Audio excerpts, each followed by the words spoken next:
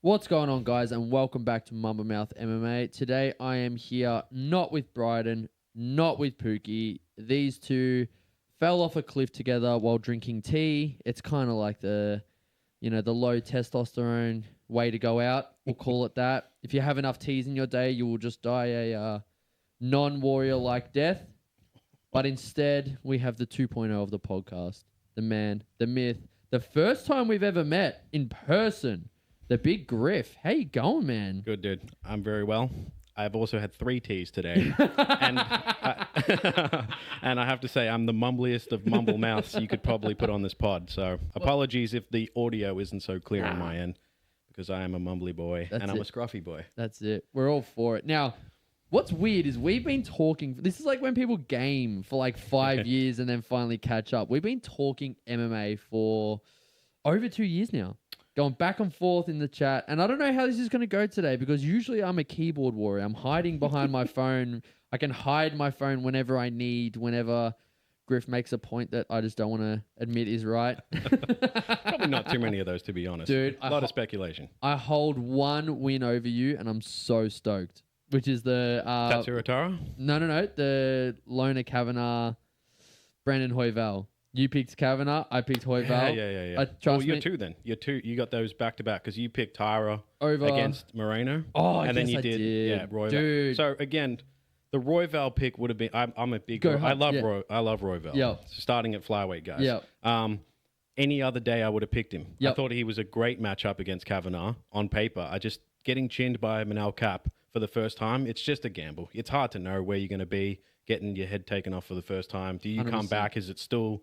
No, did you just get hit on the button, or are you actually, is your chin gone. And you're never the same? So that was a hedge pick. It's just because Moreno looked so shit in his fight after Kavanagh, which is like, nah. I think Kavanagh will be a title contender or a title holder. I do think it's inevitable. Very green. Talented as all fuck. Dude. Speed. Speed, power. He's well schooled. It's just, you could just see green in his game. You pull in Gillies in the third, which I'm sure as a jiu-jitsu coach, you'd be like, what the fuck are you doing, bro? If you're Dustin Poirier, no. In the third, when you're sweaty and getting beaten up? Bro, I ain't never going to stop. I don't know. I think that's a bad UFC meta. It's like horrible. The worst base for MMA is pulling Gillies late.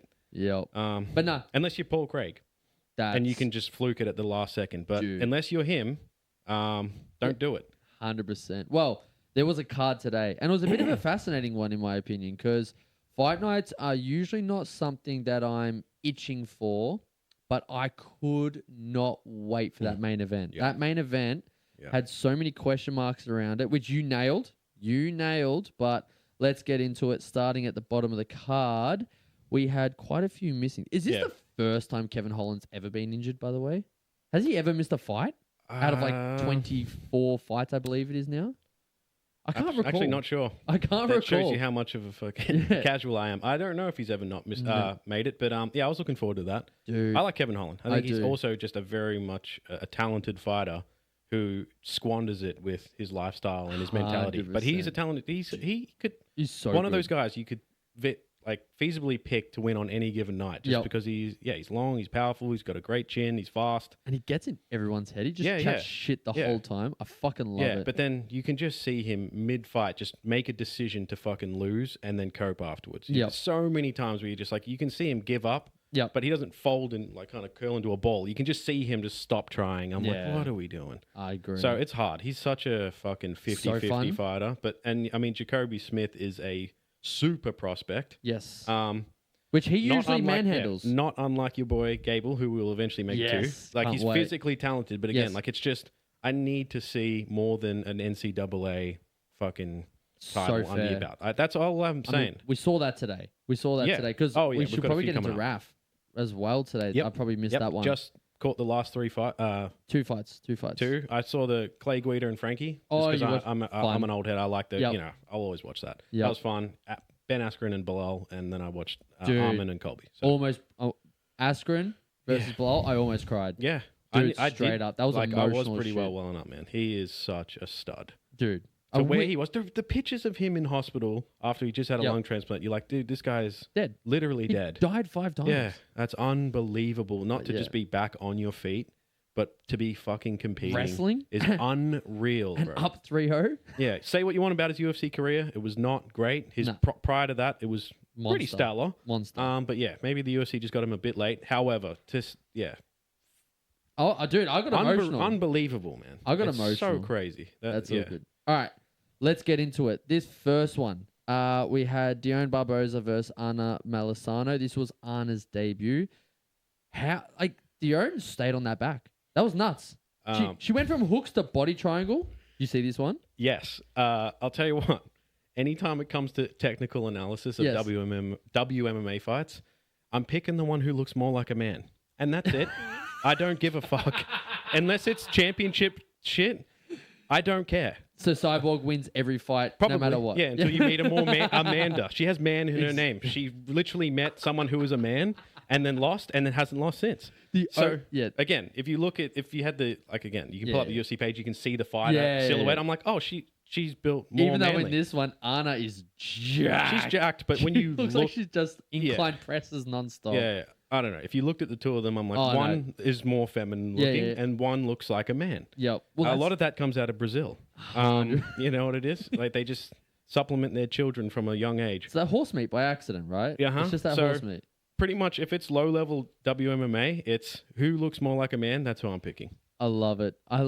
So, I mean, you can actually be a proper, not casual, and give me a proper technical breakdown of this. But all I'll say on it is just the way she was able to stay on the back and transition remind me of Ortega versus Cub Swanson. That readjustment of that ghillie. You should not be able to stay on someone's back and readjust your feet during that process. You should fall, not climb even higher. It was fascinating when Ortega had the ghillie and then readjusted still with the closed guard. Whilst he's still on it. That's what's bananas. I forgot. I haven't thought about that filthy for a while, but I remember that. He got it, jumped it, grabbed it, didn't quite have it, and then readjusted the elbow. That's crazy. Yeah, that's a fucking filthy finish. Dude, jiu-jitsu guy. I'm like, we're winning one. Finally. This next one, dude. Okay, what are your thoughts as Bisping as a fucking analyst? Horrible. Thank you so much. All the commentary's horrible, I'm not going to lie. All he had to say was that Harris uppercutted him off his feet. Like, how is your uppercut so powerful you make 265-pound man fly? Yeah. It's just... But again, it's low-level heavyweight. They're almost the same. No. WMMA and low-level heavyweight are almost the exact same. Who's got a two-pack, not a one-pack? Who even shows the slightest bit of athleticism? Yeah. It was a nice uppercut. You got to give credit. It was nice. Caught him going back. It was very... This is Gable's next opponent, probably. You know what I mean? I've got a hot take. I've got a hot take for Gable as next opponent. And I think it makes complete sense. I'm going to go back on an argument from the group chat. Yeah. I fucking hate heavyweight MMA. Agreed. Up until probably not even your top 10 anymore. It's like top 6. Yeah, 6 to champion I care about. Everyone below that, I just don't give a fuck. Couldn't agree more. They suck. They're not professional athletes. This is coming from me, a not fighter. So anyone who fights could criticize and say, well, you don't fight, so you don't know shit.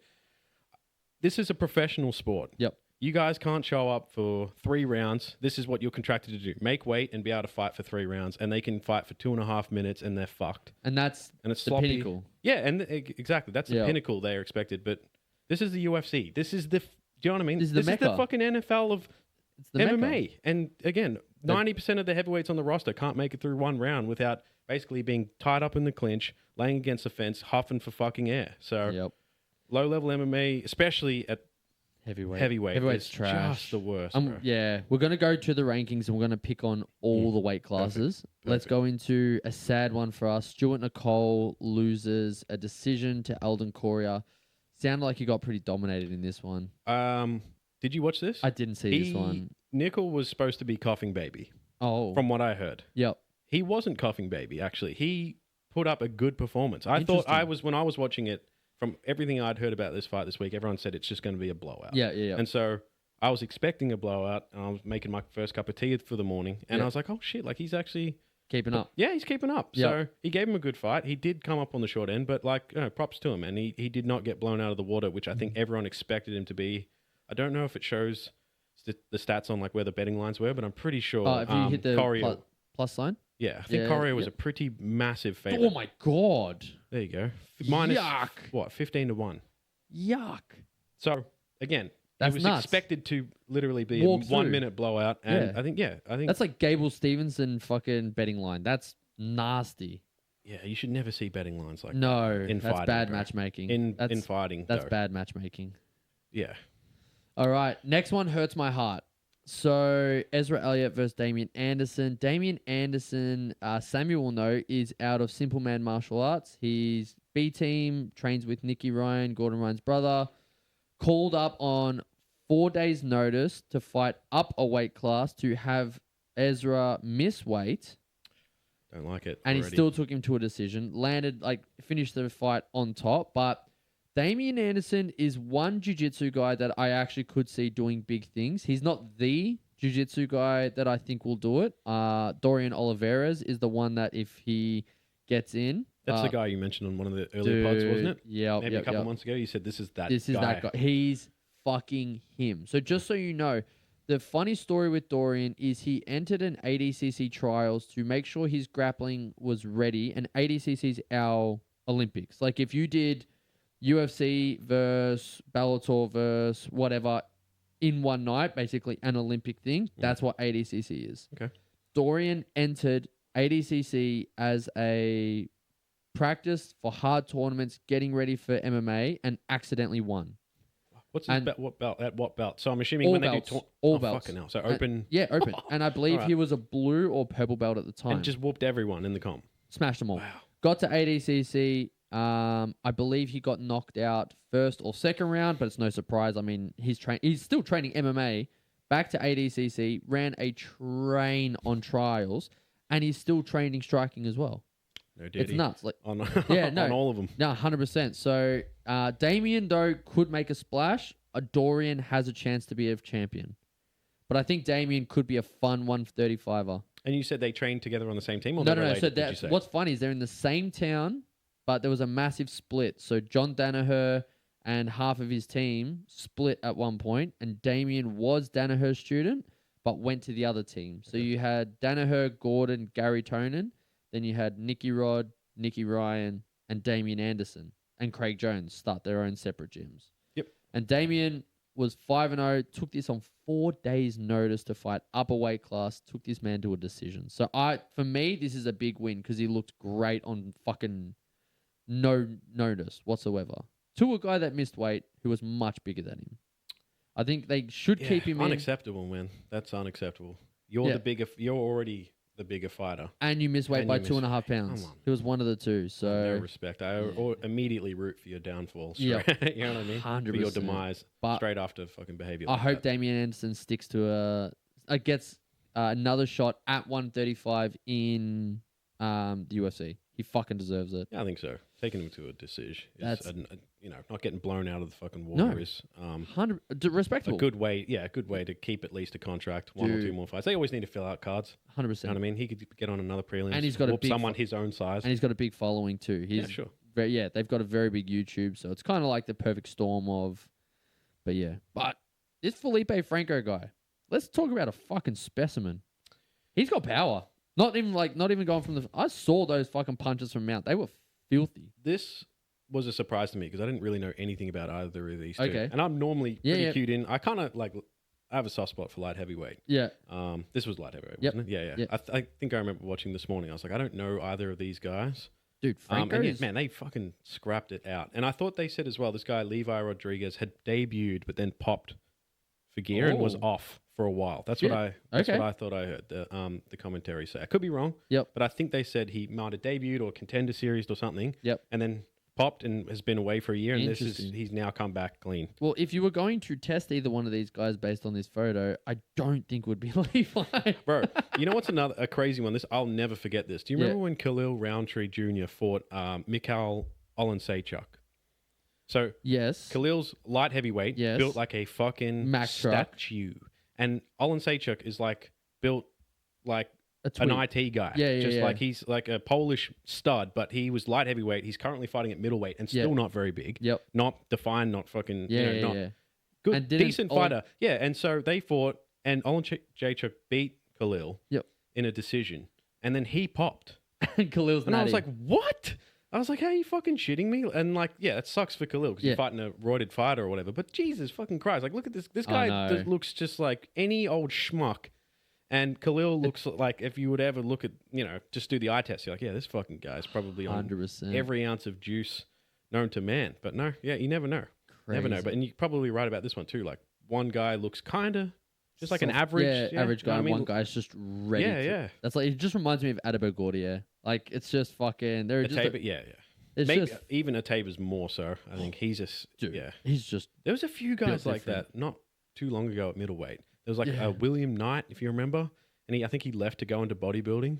Because he was so jacked, it was preposterous. Right. And I think Alonzo Menafield, when he debuted, he's kind of gotten a bit softer over the years. But he was fucking. That's why I kept betting against him because I'm like, you used to look a lot different, so I feel like you're not training as hard. But then he looked good in his last fight. He came off the regional, and you might have had a little bit of extra. That's it. And then slowly over time, your body just adjusted to regular muscle mass. 100%. All right. Did you see the Gene versus Siok fight? Yes, I did. I can't remember what I was doing. I was sort of half moving stuff around, helping my missus clean as this one was on. And by helping, I mean lifting my feet up so she could vacuum under them. A lot more. They keep calling this guy Seok-Young Ko the Korean Tyson, and I have seen nothing to do with his hands whatsoever. Nickname? Is it Korean Tyson, isn't it? That's what, because he does a lot of work. Technical. Okay, never mind. The word online is they call him Korean Tyson. That's what they were calling him on the regionals. Because he knocked a lot of people out. And then every single time he's fought in the UFC, he's just been grappling a lot. Okay. I think, and just not showing much in his. He looks slow today. Sick. Yeah. I didn't see much pop in his hands. I think, Lebosniani is looking really good. Because they've talked about him. Seok-Young Ko's like more grappling based now that he's been in the UFC. Out grappling a lot of fighters. And John Paul pretty well fucking beat him in almost every exchange on the ground. Why not? All right, next one. That's all I can remember taking away. I can't remember. Did he finish him? No, decision. Yeah, I think he was just pretty well all over him on the ground. Anytime was on the feet, he was outstriking him. Anytime on the ground, he was pretty well just on top of him in transitions. He was on top of him in position. So, yeah. I love it. Yeah, here we go. All right, so we got, just quickly, Jose versus Austin was a decision. Who cares? No. Sorry. We can talk about that That's all right. I'm happy to skip because fucking Tommy fucking McMillan. Bro, hang on. Am I missing one? I like Delgado. You like? He's a great fight. He's fucking so fun to watch. You got to watch him. All right. I think what's the fight? He lost a decision that people thought he should have won, and I think he won a decision that people thought he should have lost in there. But like he's been looking good. I think he chinned Hyder Emil, I want to say. Can you pull up his record? I think, he's been looking good, man. He reminds me... Just click his names. If you click his name, let's have a quick squiz. I want to say there was a few little controversy... Oh, he's from the lab too. Yeah. He kind of reminds me a little bit of Bautista, a little bit when I look at him. Oh, he beat lost to Nathaniel Wood. So that's no people thought he beat Nathaniel Wood, but then he beat Feely, and people thought Feely beat him. That was one of those weird ones where it was like a little bit of a... Hyder Emil chinned him. Yep. And he's from Contender Series. That's fun. Yeah. Dude, he's fun. He reminds me of like a new version of Carlos Condit, but Carlos did more, if that makes sense. I don't know if you ever remember Carlos Condit. Yeah. He kind of has that long, like hunched over frame where he's like super tall, but he fights real kind of like in a box. Yeah. His back looks like... so he's going to lose that metric when they do the standoff every time. Yeah, but he looks like he fights long. His striking's mean. His fucking takedown defense today was unreal. Like Bashi's that, that kind of Chad Mendez-y Chandler sort of build, like young, athletic, but that little short, sort of bull. Stocky ball. Yeah, and he couldn't do shit to get him down, and he just basically got fucking pieced apart on the feet. Man, you have to watch Delgado. I think he's right on the brink of the rankings, I think. And I think featherweight has a lot of fucking good guys coming up. Yeah, well, I mean, a lot of missing from the rankings now they're inactive too. Yeah, but man, featherweight has got some guys on the, who probably in the next year you're going to see rising to that right below the top 15, cream of the crop, and he's one of them, I think. Speaking of a fucking another, we had Sugar Sean O'Malley versus Ilya Taporia today. Yeah, from Wish. What was it? Tommy broke a record. So the most significant strikes in 3 rounds of all time. Featherweight, wasn't it? All time. All time, and it was 4th of all time of all fights. It was 245 strikes. Yeah. Yep. And he still had another minute and a half to work if he didn't finish the guy. Yep. And he's a wrestler. Yep. What the fuck? Start with this one because I picked Montez like a fool. I liked his debut. I thought his debut was more impressive than Tommy's. Yep. So just because that war that Tommy had, he got hospitalized after. I watched his Contender Series fight.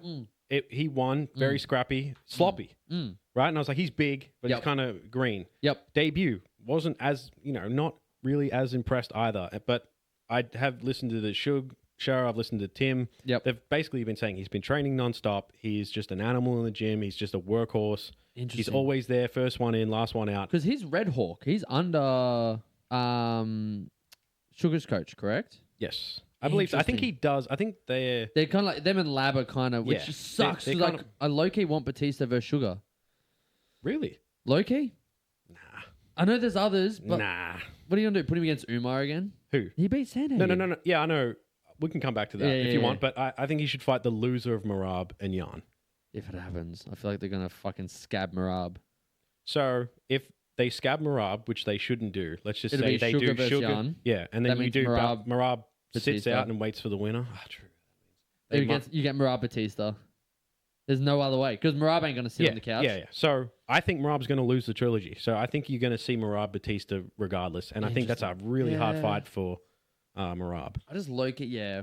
They're not going to do him and Sugar. I think they will wait until Sugar's literally holding the belt and has probably had to have beaten Jan, Marab again, Umar, then Bautista. You know what I mean? He's just that guy. He's just in that hard position. He's kind of absorbed the Corey Sandhagen-ness of being the elite gatekeeper. By beating him, you are now the title gatekeeper. Yeah, you're just that really, really hard fight for everyone, but just not quite the fucking actual, the peak.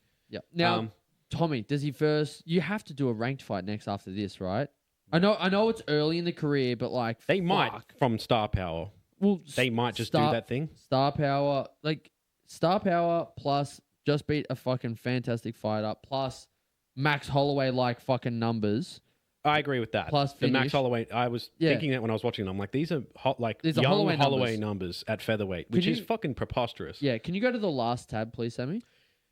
Yep. Yes. And so, like I said, I was not overly impressed with his debut. It was against someone called Zucchini. So I was like, all right. So immediately low aura win to begin with. Yep. And I thought Montez's debut against Tercios, who I can't stand. Yes. He sucks. Yes. Was impressive. Yep. Really nice, sort of like on the back foot, really pot shotting him, Yep. waiting for Tercios to just explode in and catching him on the counter, angling out. Like, he looked nice. I thought Montez was probably going to give him a pretty tough fight from what I had seen. Yep. It's just hard to gauge the improvement of fighters who are, just rapidly improving like he is. And I was fucking blown away today. I thought he was the MVP of the card. Yep. He was unreal. Like, his output is preposterous. His striking is still much better looking now, but and it's just going to but still he's in the right bit gym. Sloppy. He got dropped twice in the first round. Oh shit!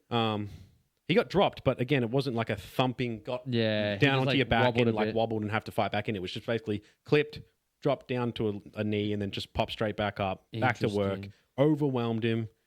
Fucking unreal, man. It was a great performance. They might definitely. You know what he is? He's more kind of Paddy Pimblett-ish. Not quite with the output. One more, Sammy. Yep. Sorry. No. I'm just trying to bring the rankings. I'm looking at the rankings. I wouldn't be thinking anyone near the rankings right now. Like who's? Let him do work. Delgado just got ranked 15 in the meta. That's fair. And again, actually, no, it's not fair. Drito? Is it Drito? Who's Drito? Joe Anderson Drito? Joe Anderson Britu. Oh, is it Britu? That looks like a D. Yeah, he probably just swarmed Britu, but Britu's dangerous. But he is a low output guy. He's quite Figueiredo-ish. He's like picks his shots and lands one bomb and. Yeah, so you reckon one more for Windmillen? Two? There's lots of guys at featherweight. Nathaniel Wood should be, there's fighters there. I've got it on my... If I pulled up a picture of my rankings and you could look at it the way I've structured it, you'd look at it and say, you've got 2 wins. That one was super impressive. But give him... So why not Wood? Nathaniel Wood deserves better, man. Does he? Nathaniel Wood deserves better. There are many more names that I'm not throwing out there. Like, Larion Douglas had a fucking amazing debut at featherweight against... Julian Erosa fucking dropped him 4 times with a jab. There's been guys who have had maybe not, pretty equally impressive starts to featherweight, and there's a lot of guys still there. You've got like your Onamas. Mm-hmm. You've got your fucking... Onama's a kind of a gatekeeper for the rankings, though. He is now. He is now. But I mean, you could put him in there with a lot of guys first. There's names. Booked. I think Onama's on 330. Is he? I think so. I think we'll see in a sec. We'll see. Okay. I'll be Yeah. keeping All an eye out. Few So more yeah, for there's McMillan. guys. Yeah. Again, if I had my phone, I'd be able to pull up my rankings. Yeah. and, Yeah. like Yeah. drop Sure. it to the TV. Maybe, like I said, if we do this again, Yeah. 100%. I have it sort of laid out where I've got like 50 fighters, Oh, and instead of being them fuck. all in one row, I have them in like kind of A tree. columns. Yeah. Columns. So it's like these guys have beaten these guys, and then it's like, but you're not all fighting each other, but they're all sort of maybe 4 to 6 on each row who are around each other, Okay. but have lost to, you'd say these two have lost to these two. You know what I mean? Yeah. It gets a little bit convoluted, a little bit, just depends on like MMA math. A beats C beats whatever. But for the most part, I think it's structurally worked. Yep. I'm putting my fucking bullshit, my own rankings over on this pod. It. But I love it. There's structure to it, I think. And if you watch closely enough with the movement, with normal fighters, they kind of tend to sort of make their way out. Like, who could fight? Who's our boy? Aussie kid, Khan. Offley. Is he 45? He is 45. He's 45. The other one is Jack Jenkins. Who's the other one that was meant to fight? Jack Jenkins was meant to fight. Rafiki. Yes. Rahiki. Dude, that's a fight. Him and Rahiki, that'd be sick. Fight. Rahiki's going to get seismogged the fuck out of that fight, though. Rahiki's gangly and tall. Yeah. He's built. McMillan is big and long and has impossible cardio for his size and how much weight he's probably cutting. If Volk gets booked a little bit later, so not September, but let's do like... Don't even get me started on that. Where is my Volk Evloev fight? I was going to say... For fuck's sake. I want McMillan versus Rahiki as your main card opener for Volk versus Evloev. Yeah, that's the one. Yeah, that's the one. That's a sick fight. All right. One thing to take away from the Fatima Klein fight, we have a new Michael Chandler in the sense of her suplexing bitches. Fucking that suplex was off its head. I have another take. This is a sorry, female audience, misogynistic take here. Women who are built more like women with stuff. Riki's not bad, though. Riki's not a bad fighter. No, Richie is a fine fighter, but she's been gifted a lot of decisions and just does sort of a lot, just enough. I find it hard to pick fighters, female fighters, who are kind of on the more attractive side because they have stuff going on. They're not as dedicated as ugly chicks. That's so fair. But it's true. That's why I've Gabby said this all the Garcia's time. the GOAT. I've said this for a long time. When you're a female fighter and you're less attractive, you have that chip on your shoulder. You have that like inbuilt, I don't like pretty girls because they're mean. I don't like pretty girls because they get opportunities that I don't. And they carry that into their fighting. And you can see that they have that, when they fight someone more attractive than them, they fucking fight hard. They can't risk humiliation of losing to a prettier girl in a combat sport. Well, so, I was going to say... Fatima Klein is an all right looking girl, but she is just aerodynamic. Let's just say that. She cuts through the air. So she's fast. She's fucking... You know what I mean? She is dynamic. She's got great takedown defense, and she was all over Tabitha. She had a really high output fight. Dude, she looked great. Yeah, she looked amazing. Great. She looked real fucking good. Chase Hooper. I can't fucking pick him. I love Chase Hooper. I love Chase Hooper. Chase the wet dream Hooper, son. Dude, let's go. We just can't pick him. Like he rocks up one week, doesn't rock up the next. It fucking drives me insane. I feel like he's going to be a rankings gatekeeper for life. It's hard. So... You know what I mean? Another one of these guys where you have to look at and think it's all skill based. Yes. He has no physical, nothing. He's like 6'1"? He's tall. No, I just mean he's not athletic. Yeah, he is one of the lowest end of athletic fighters you can get. So he's working with what he's got. Yeah, he's working with being slow, not powerful, not overly coordinated. Very just drunken fist. Yeah. And it's hard because some fighters who you would think look like a man. Should go out there and son of someone who looks like a boy. Looks like Ben Askren's son. Yeah. And a lot of the time it doesn't happen. He's tricky, man. He's tricky. Like if he can get you to the ground, you can pretty well guarantee that he's gonna fuck you up. Yeah, he's all over. He's very creative on the ground. I think his ground game is close to being elite. Like way up there. There's a video of him rolling with Mikey Musumeci, who's one of the best grapplers in the world. Does well enough. Yeah. Does well pretty enough. Impressive, man. Does well enough. It's very fucking good. Yeah, it's going forward. I'm not really seeing improve. Like, so he doesn't... There's only going to be so much he can improve with his game. It's more just like his approach. Like, what's the shape of the fight that you want to have? It's this one. Yeah. It's this one. Like, you need to fucking sell out Yes. and get the fight to the ground. We're not fucking fluffing around on the feet because Nah. he's got Nothing. a boy's chin. Yep. He's got boy physicality. You're not just really likely to probably, club and sub anyone because he just hasn't got anything. He's not explosive. He's not fast. He's quite obvious in what he's trying to do. Yep. His kicks are slow and very easy to read and get it out of the way of. So, yeah, I think it's just an approach thing. Like, he is just going to have to find ways to trick people into... back him up to the cage, win the height battle, let them win the chin battle, get on that front headlock, and start snapping him down from there. I don't know how much you guys have ever thought about the way fighters are in terms of like artist, fighter, athlete. If you were to categorize them, some have two, some are lucky to have all three, some are just one of each, right? And I also think of them as like almost like venomous and poisonous in a way. A venomous fighter is like a fucking, like a snake, like a cobra. Someone who is exceptionally dangerous. Yep.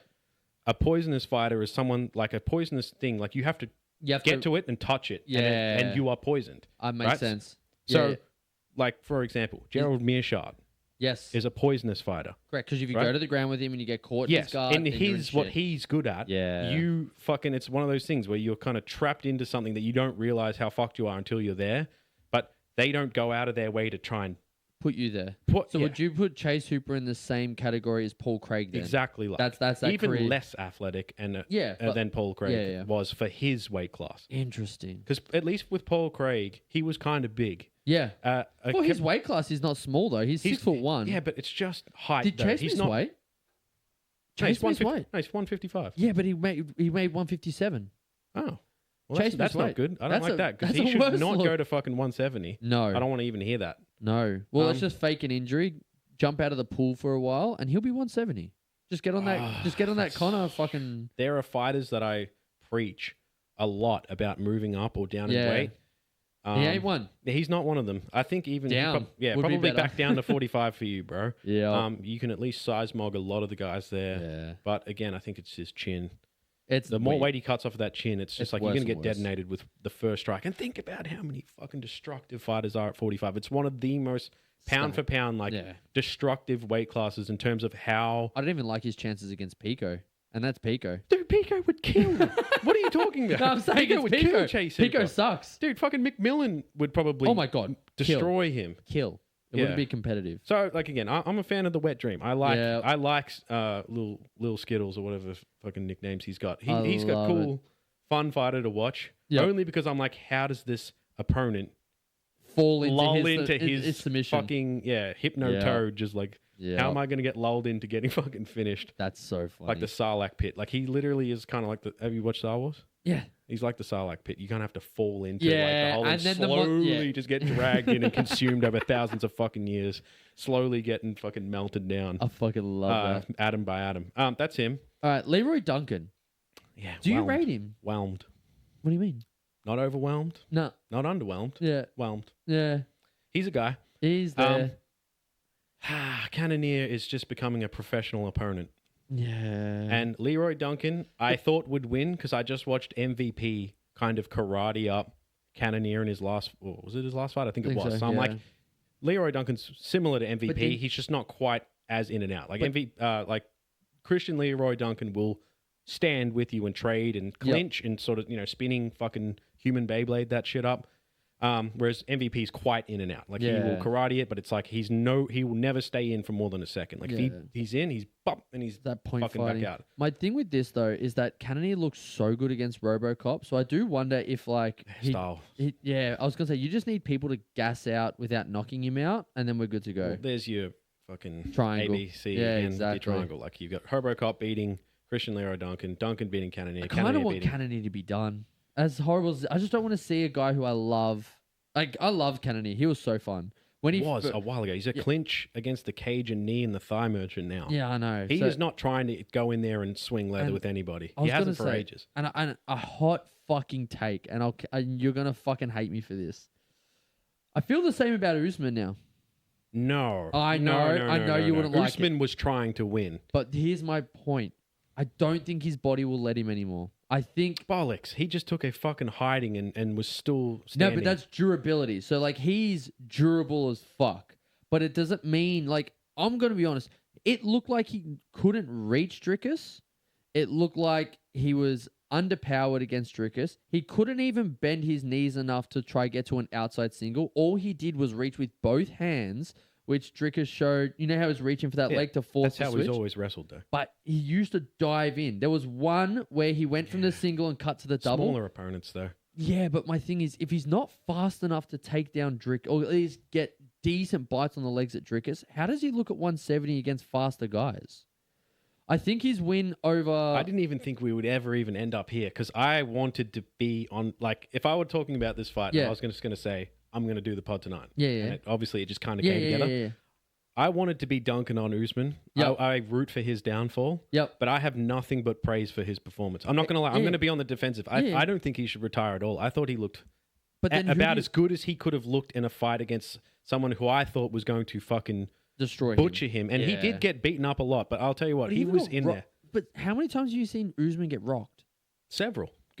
Gilbert Burns fucking sat him down in the opening exchange. He did too. Like Colby buzzed him multiple times. He doesn't see, he gets rocked. The fake dick shots, I'm over him. My God, he did another one. I'm so glad though that the pretend eye poke as well was quickly overruled in the replay, and they're like, nope, fucking keep going. Colby could have beaten him if he didn't take that dick, didn't fake that fucking groin shot. If we go there, Low you're going to key. put another hour on the pod here. I mean, he just out wrestled Arman. Listen, but I've wanted to I've rooted against Usman for his whole career, but I can't sit here and not give fucking credit.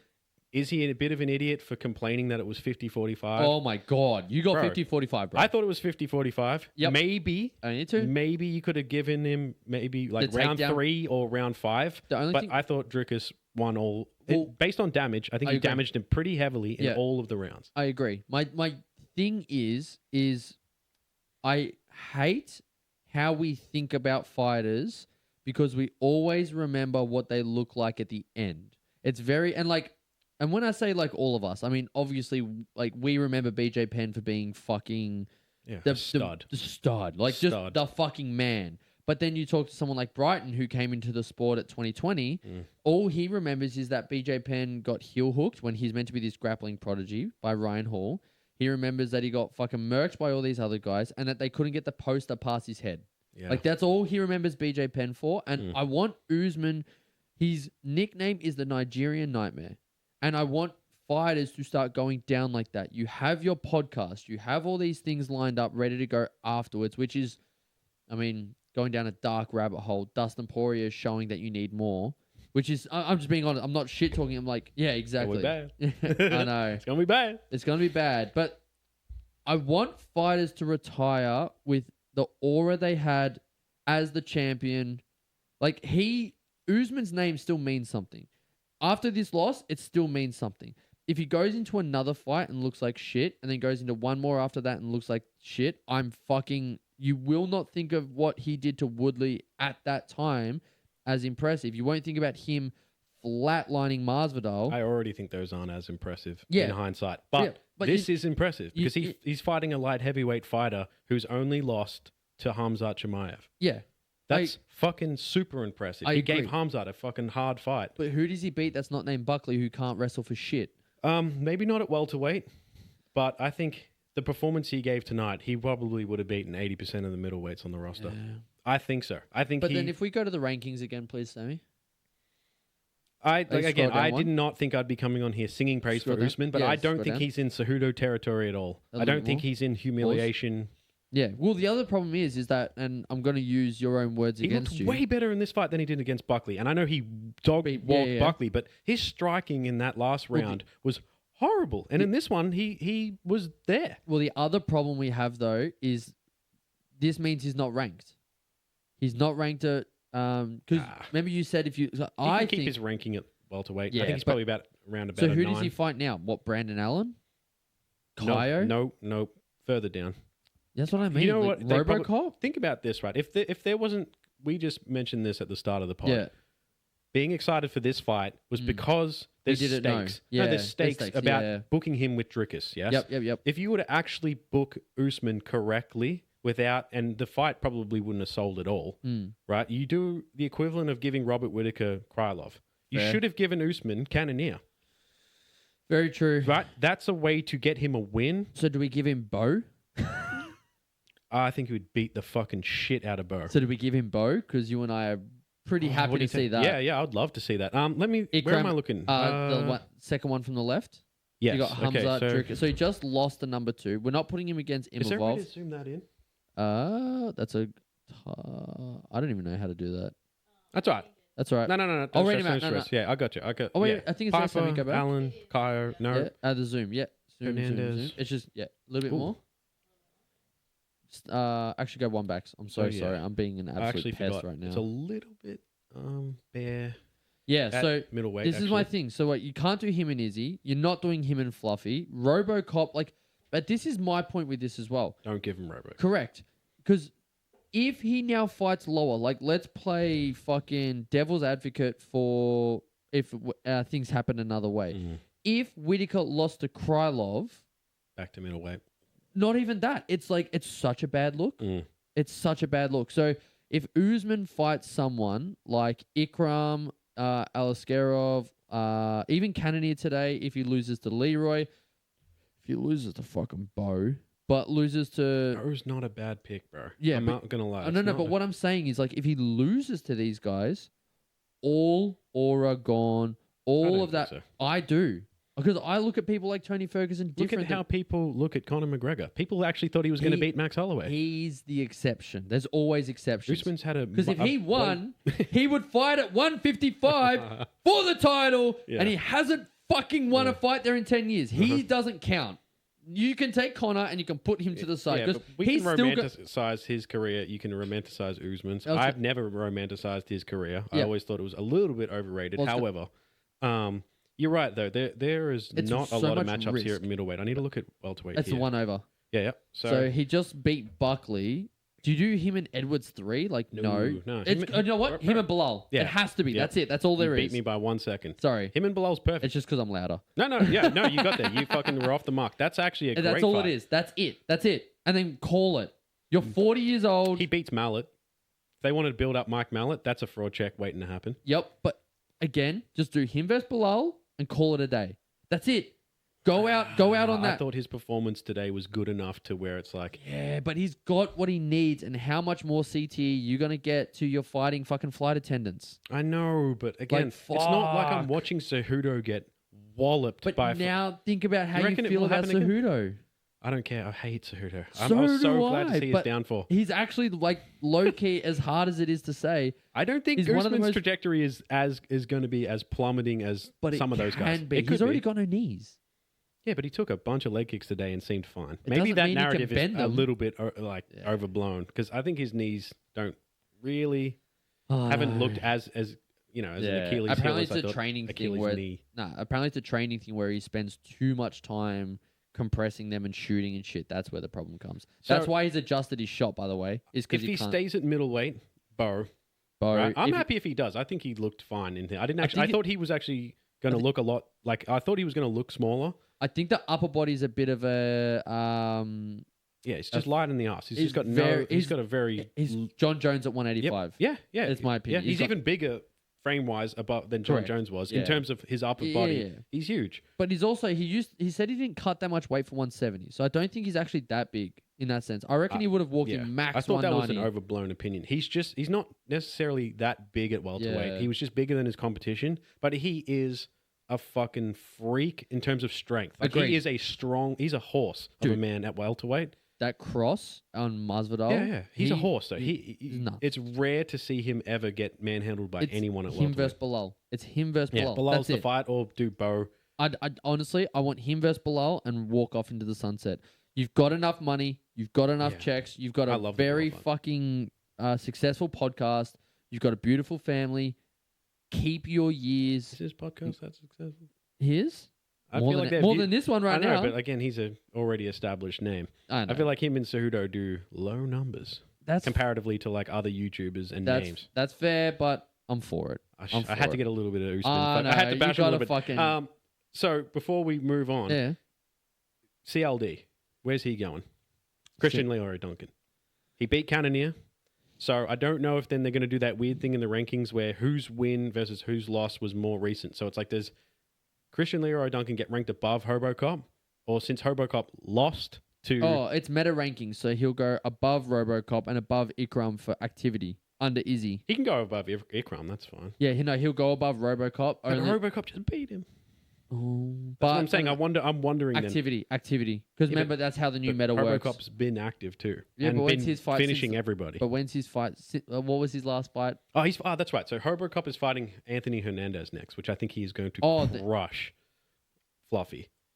Interesting. I'll bet against you on that one. Really? I think Fluffy had just a fucking horrible night in the office against Strickland.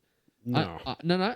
And I'm just going to be honest. I think he mauls. Because the one thing that he has that Robocop doesn't is fucking cardio. Yeah, but one thing he doesn't have is he's small.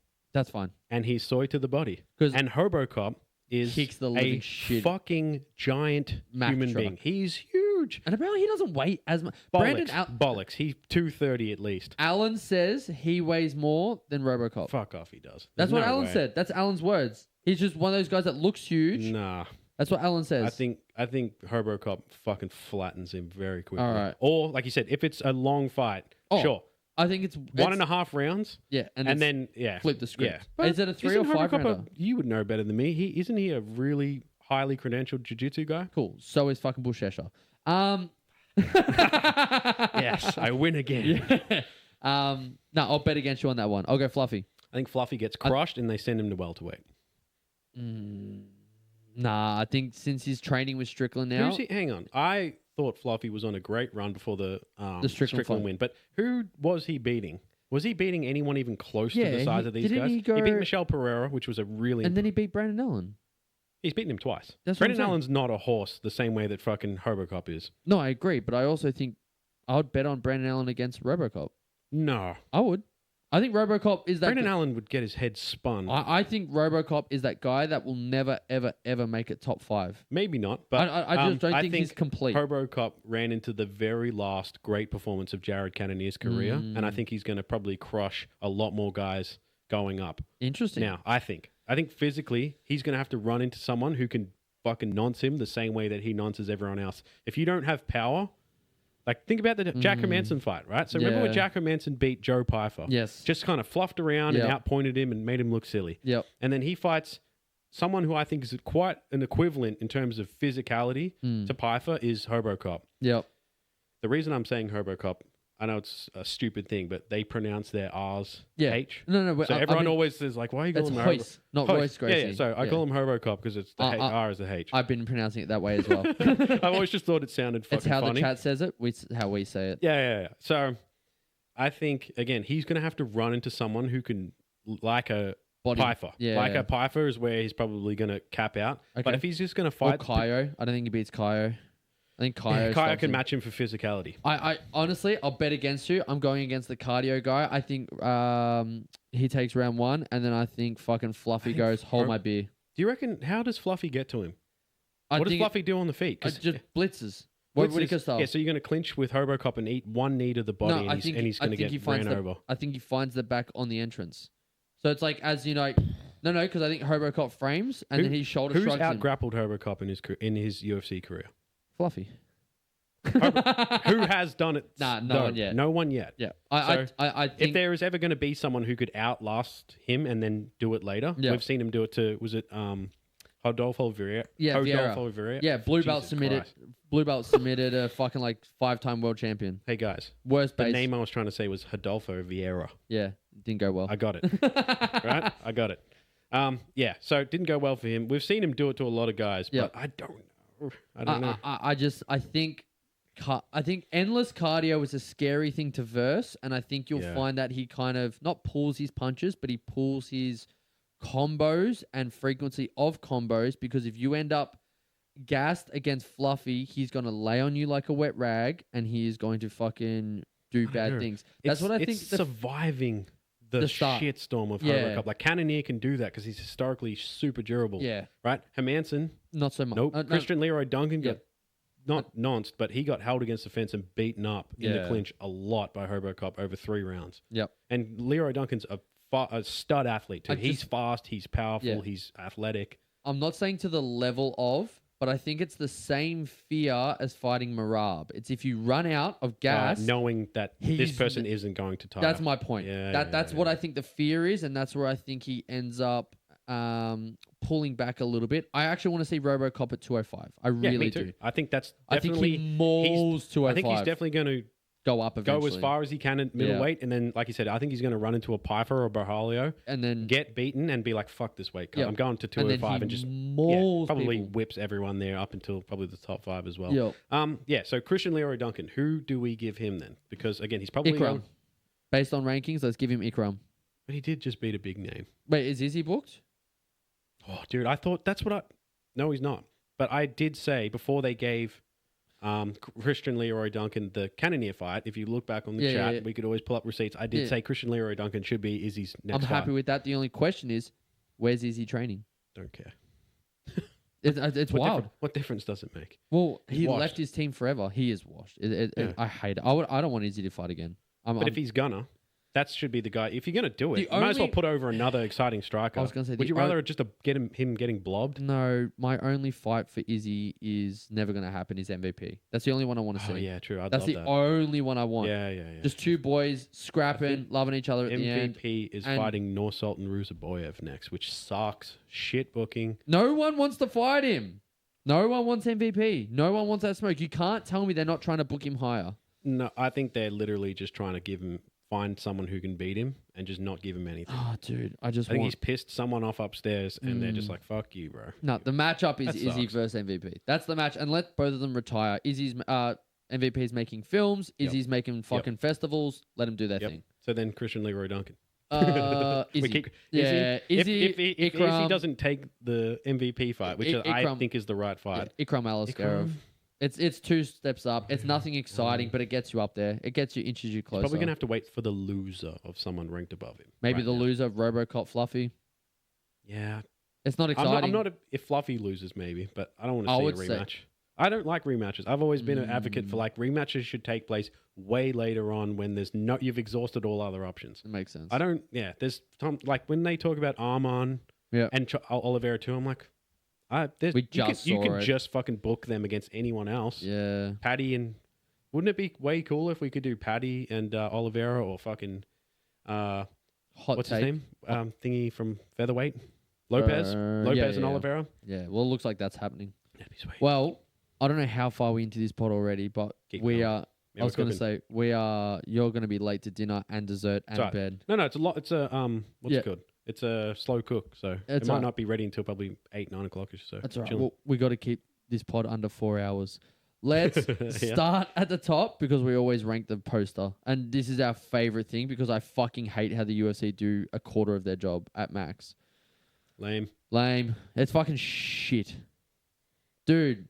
Tell me now that Guskov, who we call the thumb, looks the thummiest right now. He reminds me of Michael Klim. Remember that fucking swimmer? Yeah. Bro, he kind of looks like Azog the Defiler from The Hobbit. I don't know how reference I don't know exactly, but I if you go and post and pull up a little fucking picture of him, but he looks like the Great White Orc from The Hobbit. Yes, I know the guy. All right, let's start. Let's just do the main fights. Let's go what we missed. I'm happy to go through the whole card and just go skip. Yeah, let's do the same thing. I start at the bottom. Who did we lose? Because we lost Khalil Roundtree, which is a massive loss. You know what? I don't even care that he's out of that fight. You know I want him versus Whittaker. Yeah. I much prefer that fight. And I also just didn't think this fight was going to be overly competitive either. You reckon? I don't think, and I thought this for a while. Yeah. Khalil, I like Khalil. I think his style's cool. He's not. I don't think he's as good as he's projected to be, for one. He's kind of getting a lot of rub from losing to a lot of guys. And being like, well, he was competitive, so he's good. There's fights there that I think he should be taking that aren't Ankalaev. I thought him and Jan Blachowicz would be a fucking great fight. The only thing is that the thing that people don't realize about Ankalaev, based on where he's from, he's not that big of a wrestler. He's really not. If you watch any of his history, he came up in the striking program in Dagestan and then picked up wrestling when he decided MMA. So I think this actually would have been a lot more competitive than people thought. I still would lean towards Ankalaev, but I do think Khalil Roundtree would have given him some problems. What we need to see is the Khalil Roundtree who fought Eric Anders. That fight where he went full fucking Muay Thai on him, and it was some of the nastiest fucking leg kicks of all time. If you don't know or you don't remember, go watch that fucking fight. Or just listen to Rogan glaze it for 10 years. I ain't Rogan. I watched that fight live. I watched it too. I remember. But it was awesome. Dude. But Eric Anders sucks. Very true. So it can only go so far with it. But I mean, I thought his performance against Jamal Hill was pretty good. Yes, he fought a good fight. Yep.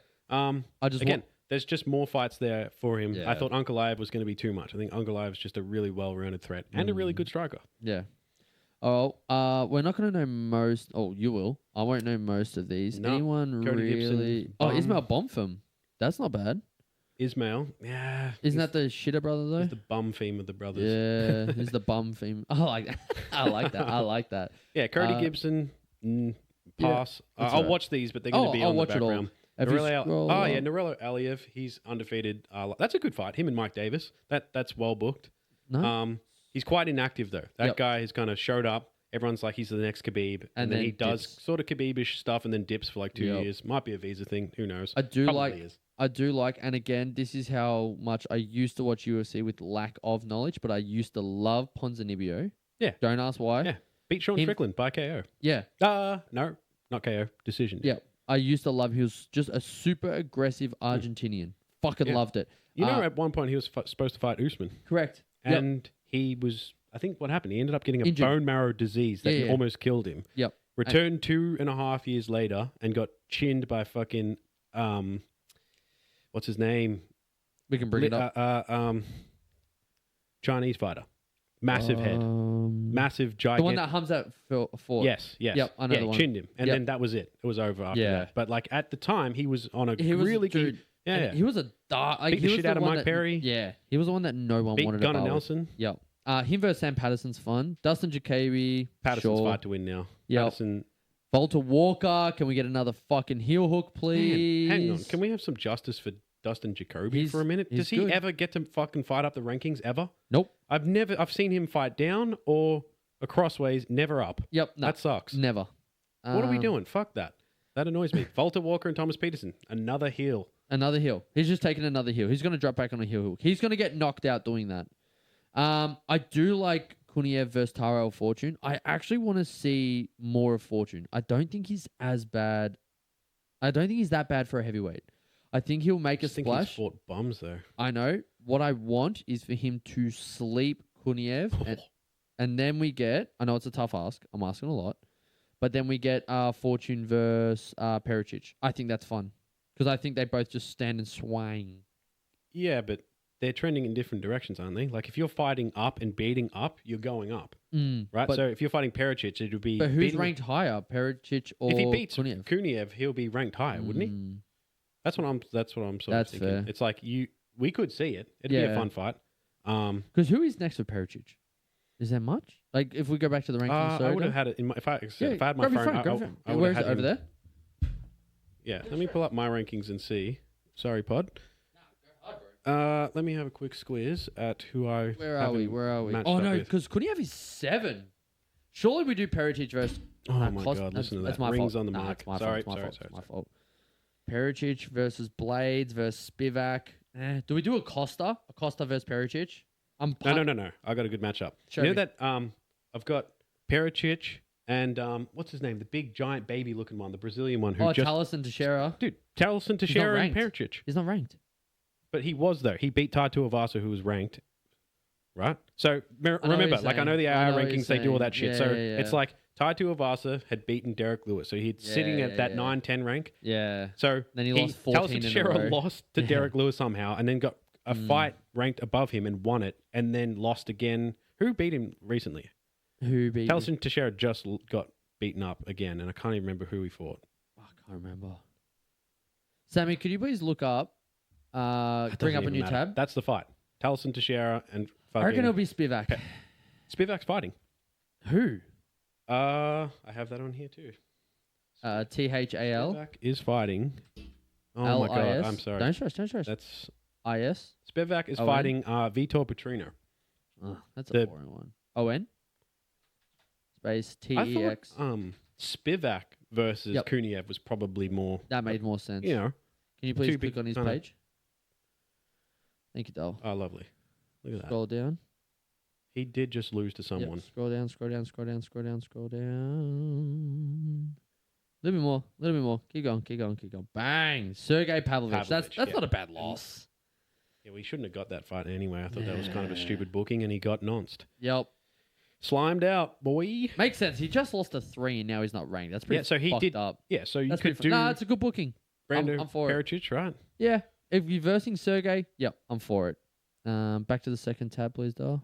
Thank you for that. All yeah, right. sweet. Scrolling up. Shout out, Coach Chris. Been Been meaning to give a shout out. Love you. Steve Urseg.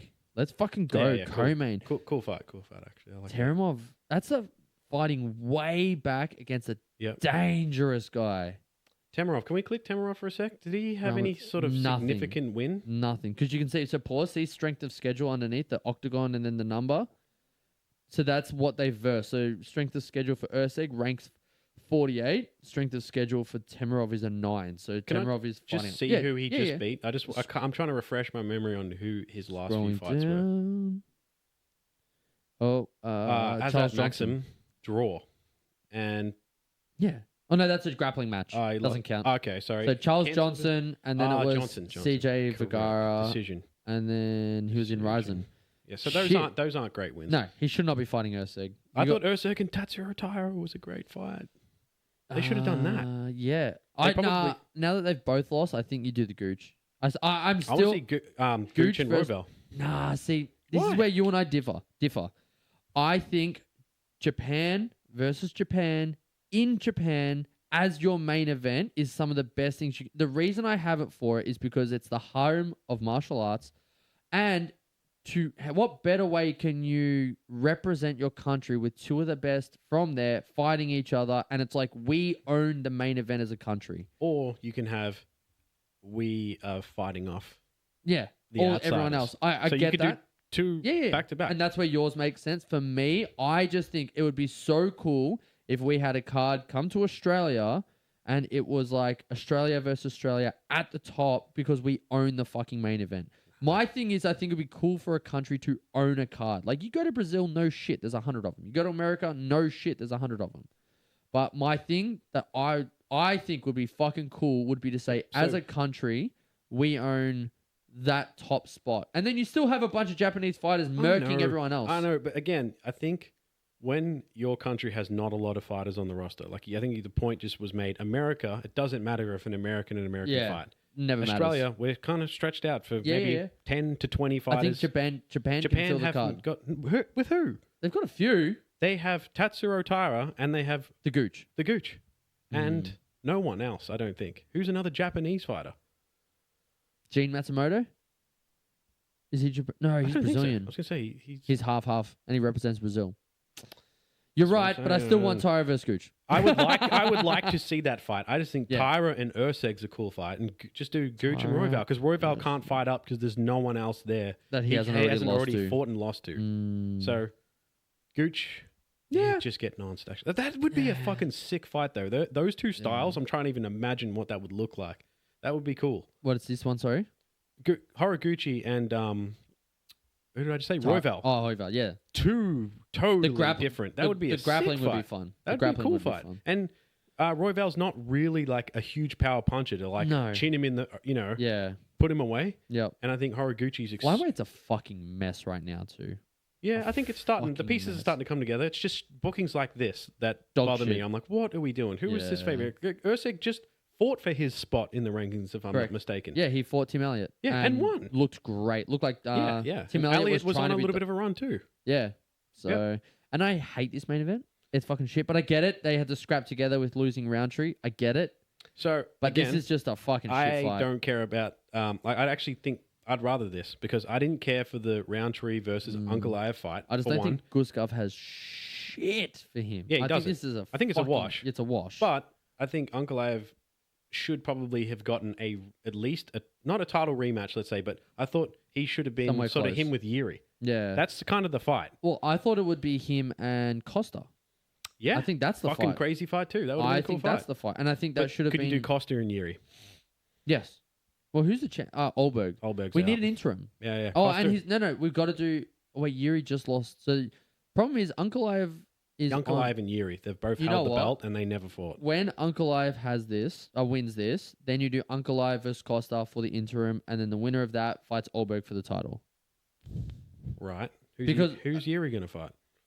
Fucking, he's already fought them all. I know. All of them. Roundtree. Do Roundtree. He beat him. Knocked him the fuck out, boy. He did too. Fuck, he's fought them all. Yeah. And he except for Ankalaev. Mm. But again, I don't like would people... like to see him fight Ankalaev. Yep. Sorry to cut you off. No. But I don't think it should be for a belt because I don't think Yuri deserves a title fight after having it in the bag. Fight. And then you shouldn't be able to go into a title fight off of a loss where you got chinned. It's also looking like the same injury that Olberg had is what McGregor did. ACL. Okay. It's looking like this. So the fact that he won on that leg is fucking insanity. Yeah, I have to give credit where it's due. And yet we're not going to put him in the pound for pound. I was. Look, I was rooting for Yuri. Yes, as we all do, always. But again, you can't knock a one-legged fighter chinning historically one of the best chins in the sport's history. Yep. On one leg. Yep. Fucking super impressive. Bro. And the crazy thing is that my mum loves Olberg. That's his driving leg too. That's the leg he steps off to drive and get power. Yeah. So it's fucking bananas. It was an arm punch. You actually chinned historically one of the most durable fighters of all time with an arm punch. I fucking love it. On one leg. That's crazy. So again, I would love to see Ankalaev and Yuri, but I think Costa kind of is right there too to go. Costa deserves an interim, and I don't think Olberg will be back anytime soon. I really don't. You could do Costa and Khalil. Yeah, but I want Costa for for interim. I really do. I think he's after beating a 16-0 guy. I know Azamat isn't like the pinnacle. It's one of those ones where the division moves fast. Yeah. So at the time, it was like, let's book him in fucking But whoever real quick. But now because everyone's already kind of fought. Everyone's already kind of fought for the title. Not that they've all fought Olberg, but they've all fought for the title. You've all had your chance. Let's get some new blood in there. Let's get Costa in there. But I don't know. Yeah. But you could feasibly say former champion Ankalaev off of a win, anyone in the division should fight be one side of an interim title fight. And you could either substitute in Costa from a great performance against an undefeated guy, moving up a weight class, or you would say Yuri because he had it in the bag. Yeah. And I'm not with that as much. I'm not with that. I'm with Ankalaev versus Costa if he wins this. Sure. That's right. And then Yuri can just be on the bench for a little bit. I'm sorry. There's just not a lot. Fine. There's not a lot out there. To break this fight down, I just don't think it's going to be that competitive. I think Ankalaev is just going to probably beat him up. World's wildest take, and I know it's just a wild take, but who gives a fuck? Because this is Mumble mouth, not fucking literate mouth. Whittaker. Where does he go now? Can we catapult him? Ozdemir. Yeah, I thought so, but yuck.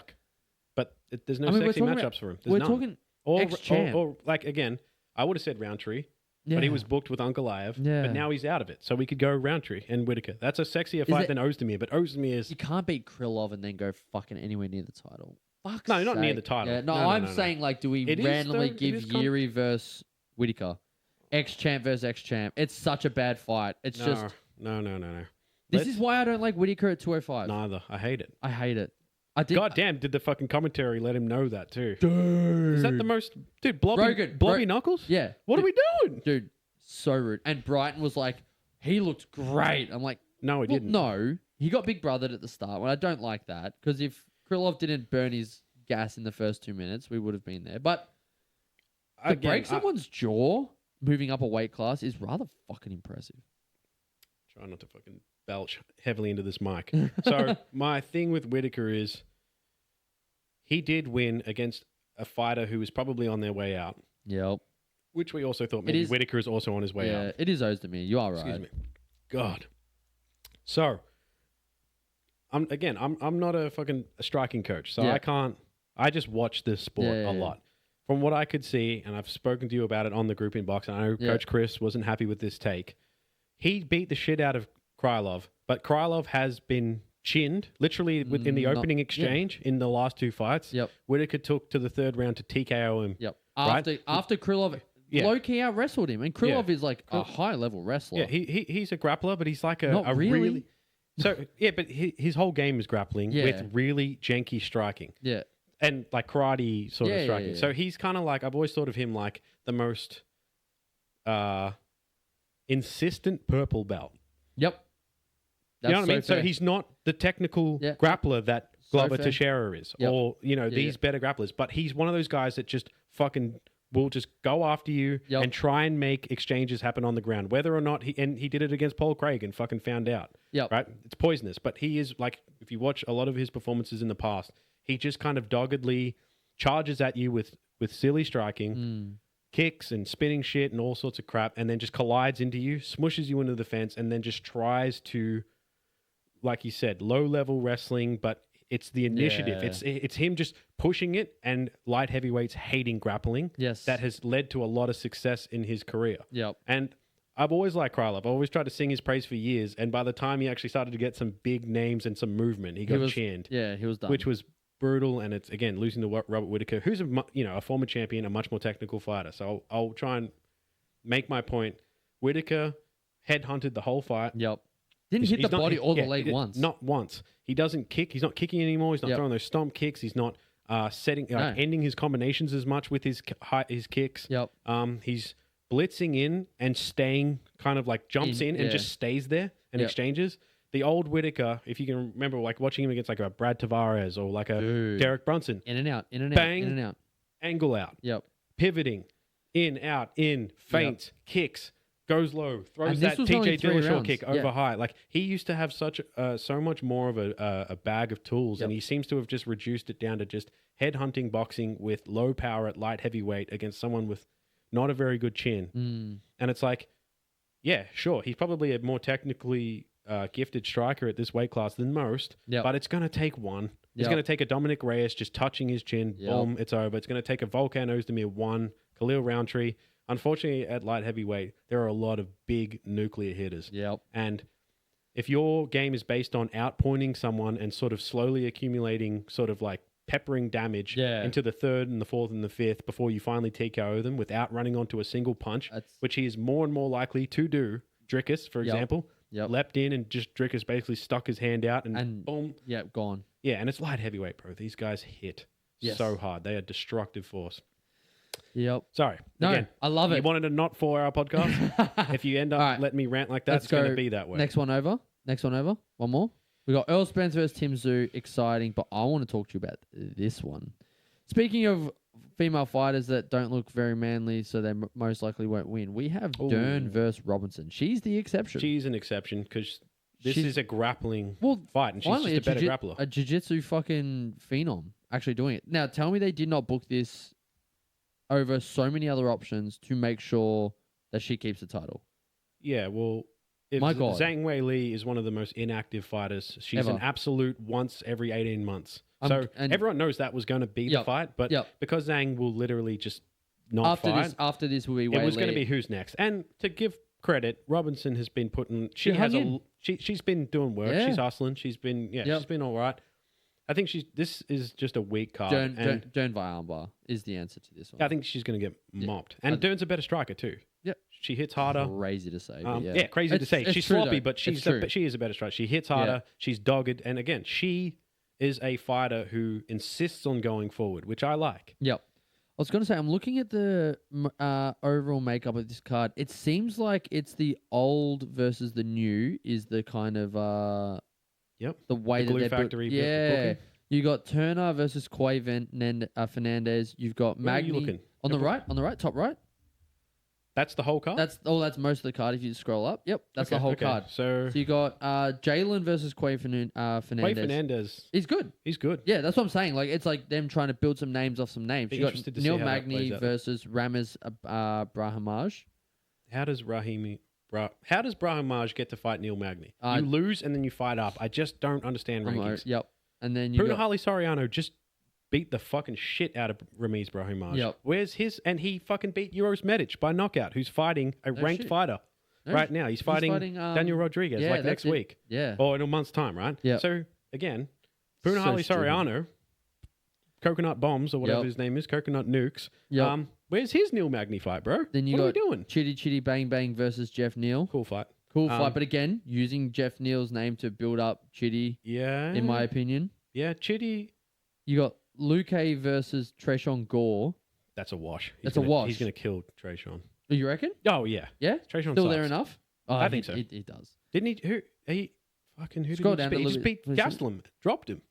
One of the first people to ever drop Gastelum Oh, with a strike. Luke did. Yeah, and then but- he dropped, clubbed and subbed, dude. That's Yeah. exactly what's going to happen. Yeah. He'll have an exchange 6-4 in the is pocket Gore. with Tresean Gore Jesus sucks. Christ. And then you got Ribovics, who just fumbled the bag, didn't he? Yeah. It's a hard fight, though. who- Gamrot. Yeah, Gamrot's hard. that's right. I like Ribovic. This is crazy to see them back to back. I've been saying this for years. Anyone who's watched MMA and can see the overall shape of like the way fighters look, Yeah.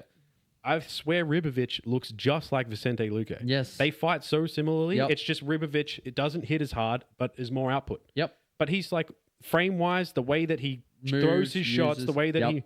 he's very similar to it. Like if you watch a young Vicente Luque going out there against like a fucking Derek Krantz, Yep. some fucking ball knowledge for you, or out there against Nico Price twice or whatever. He fights very similarly. He's got a great chin. He's high output. He's got great striking. He just kind of runs out of ideas. Yes. That's just one of those fighters who just has a plan A, and if plan A doesn't work, Yep. I do plan A harder. Yep. The one fight that was hard is when Wonder Boy just made him look like a fucking toy. Luque, yeah. Wonder Boy does that to everybody. I know, but it still made me sad. I loved Luque's build. He's one of my favorite. Yeah, he's one of my favorite fighters. He had a great run. Yeah. Man, he was one of the greatest action fighters of all time. He had some Correct. fucking bangers. Correct. Him and Mike Perry, where he put Perry's nose on the other side of his head. God, yes. Him and fucking. The list is I'm not going nuts. to do it. But yeah. So And yeah, I then- think he's going to kill Tresean Gore, club and sub, or just straight knockout. Yep. And then Ribovic versus Edson Barbosa. I'm glad to see Edson's Barbosa old. back Edson's to too old. 155 at least. Fucking Ribovic hell. is just going to outvolume. Do you remember fucking Edson versus Dan Hooker? Yep. Oh my I god, watched it that at the hurt my Sporting soul. Globe. No way. I That remember. was hard to watch. It was hard to watch. It was hard. You ever to remember watch. watching Edson versus Tony Ferguson? Oh Go back my and watch that. God, yes. Ferguson was getting chewed the fuck up. Yep. And Tony just willed his way to victory in one of the sickest fucking fights. Yep, that was a Darcy Sick finish. fight. Yeah, that was a Darcy as well, I believe. Yeah, Yeah, that's Darcy. right. I think he just eventually broke him down. Yep. And then Fuck, again, man. talk about being poisonous.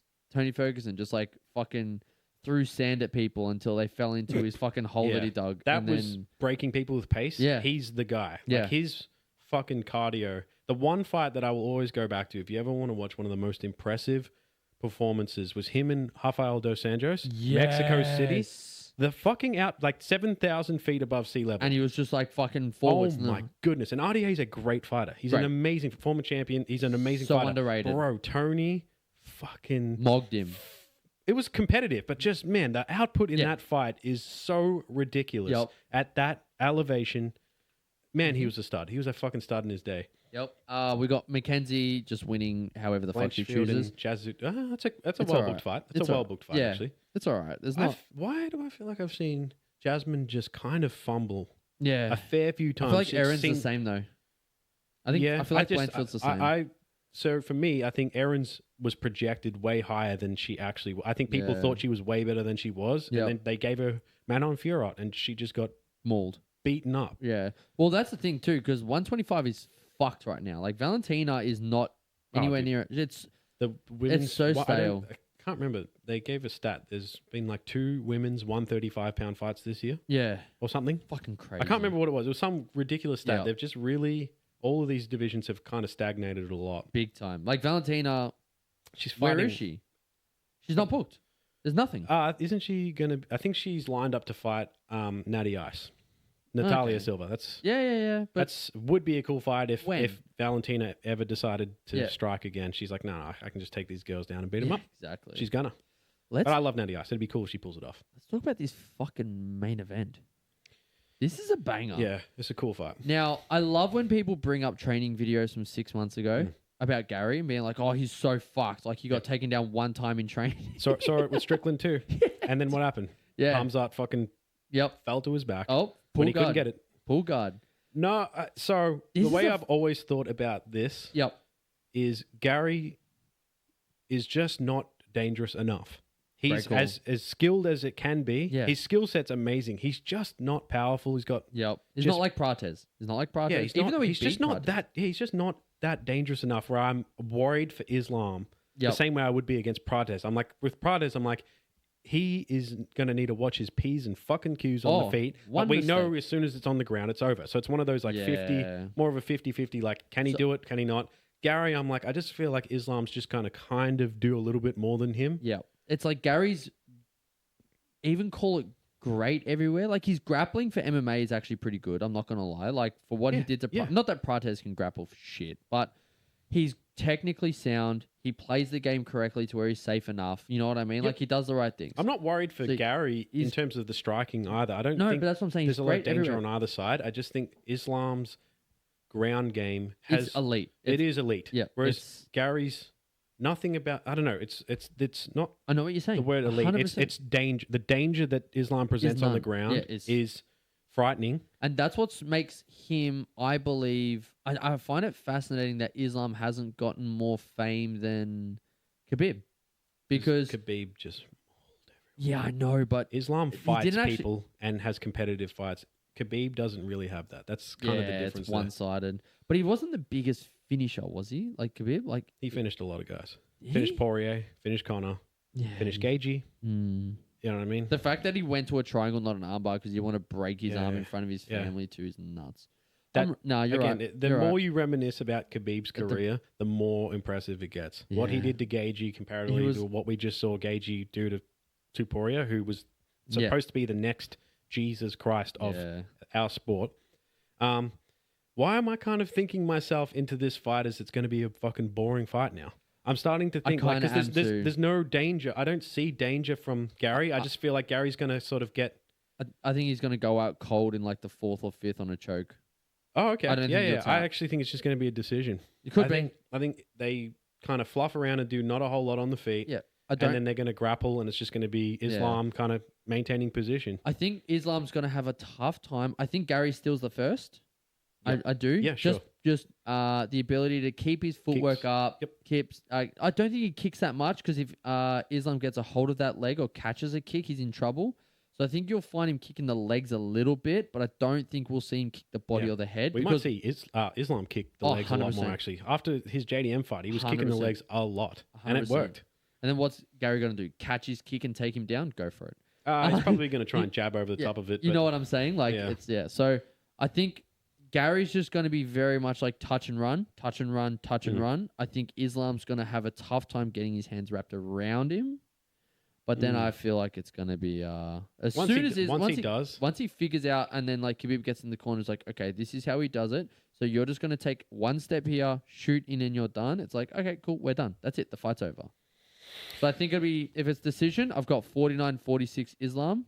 I think he loses the first and doesn't anything else. But I do think it'll be a sub because I think it'll be very Darren Till versus Wonderboy. No. Darren Till versus who did you get subbed by? Was it Woodley? Yep. I think it's going to look like that. Where like Till was looking good on the outside for a while, and then as soon as... No. You sure? Till got nonced straight away. He got dropped and then done. Smashed on the ground. But what I mean is like distance management. I mean it's like the striker's going to try, and then as soon as it gets to the ground, it's like Islam's getting another black belt on top of his black belt. Yeah, sure. Because I don't think Gary's grappling is as good as JDM. Yeah, I just can't... I can't picture a scenario where Gary is presenting a lot of danger to Islam at any point other than racking up points. The only thing with this, though, how impressive is it that Gary beat Prates on 25 days' notice? Yeah. How impressive? Every one of his wins has just gotten more... Better, it doesn't seem as impressive until... At the moment, and then they fight everyone else, and then it's like, oh, fuck. Yeah. That Prates win was... great, but again, he almost got detonated. He was so close to losing that at the end. But perfect for 24 and a half minutes. Seeing what Prates has done to everyone else on the feet and watching Gary just shut all of it down on a couple of weeks' notice when he was supposed to fight Buckley, who's a totally different matchup. Yeah. That's impressive. It was a high IQ fight. And the one we forget about too is the almost beating Shavkat, who was the boogeyman. And you've got now another boogeyman who presents quite a similar challenge. Yep. I would say. I've got it 49-46. I think it'll be more competitive than some people will say, but I also be a competitive, decision win for Islam. I think it'll be a DAS if there's anything. It'll be Gary trying to get out and then Islam catching him trying to turtle up. That'll be my answer. Now, are we overlooking the curse that has been Sean Strickland being a huge underdog and beating Hamzat, And What is the odds? What is the odds? Piotr Jan beating Marab. I think the odds won't be as far as we think it is. Maybe people are cluing into that. They're like, this year has got some weird I think it's juju. going to be... Oh, there's no odds yet. Fuck. Oh, bollocks. What? Surely I can bet on this. Surely not.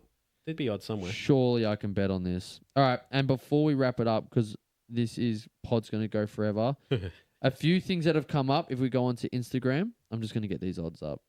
At the end of the day, I'm just happy that was the fight, that they didn't screw Gary over. He deserves this ass whooping probably. Yep. Or this hugging that he's about to get. Let's just dude. say. I think he was definitely the number one contender.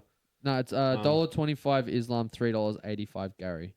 Okay. Not a big enough sensible, disparity. Yeah. For where Islam is right now. Yep. All right. A few fights that have come up. We have Tim Elliott. Who's he fighting? Who's that guy? Edgar Shire. Is that Edgar Shires? Can you click on it, please, Dale? Top left. Yep. Edgar Shires. I don't like He's this a fight big for Elliott. fella. I don't like this fight for Elliott. I don't either. Elliott is a crafty vet. Yes. And Shires is just a huge, big fella. And he hits hard, and he's dogged, and he's Mexican, so he's got great cardio. I think he's Mexican. We can find out. Scroll down. Are you right? I scroll down the text. Pause. Yep, he's Mexican. Yep. Good call. Yep. I'll probably go with I'll go Edgar with Shires. which He's been is hard looking to good. say. He's been looking good. Yeah. I like Tim Elliott. He's one of my favorite fighters. I'm not gonna lie. I love his style. Yep. I love his just awkward. He's just a really entertaining, fun, underappreciated fighter. The Steve Erceg fight just kind of showed me like it's getting time. It's dicey. Next one. Father time is creeping up. Yes. Well, we are finally going to see the Blob get fucking destroyed. Yep. Like destroyed. Yep.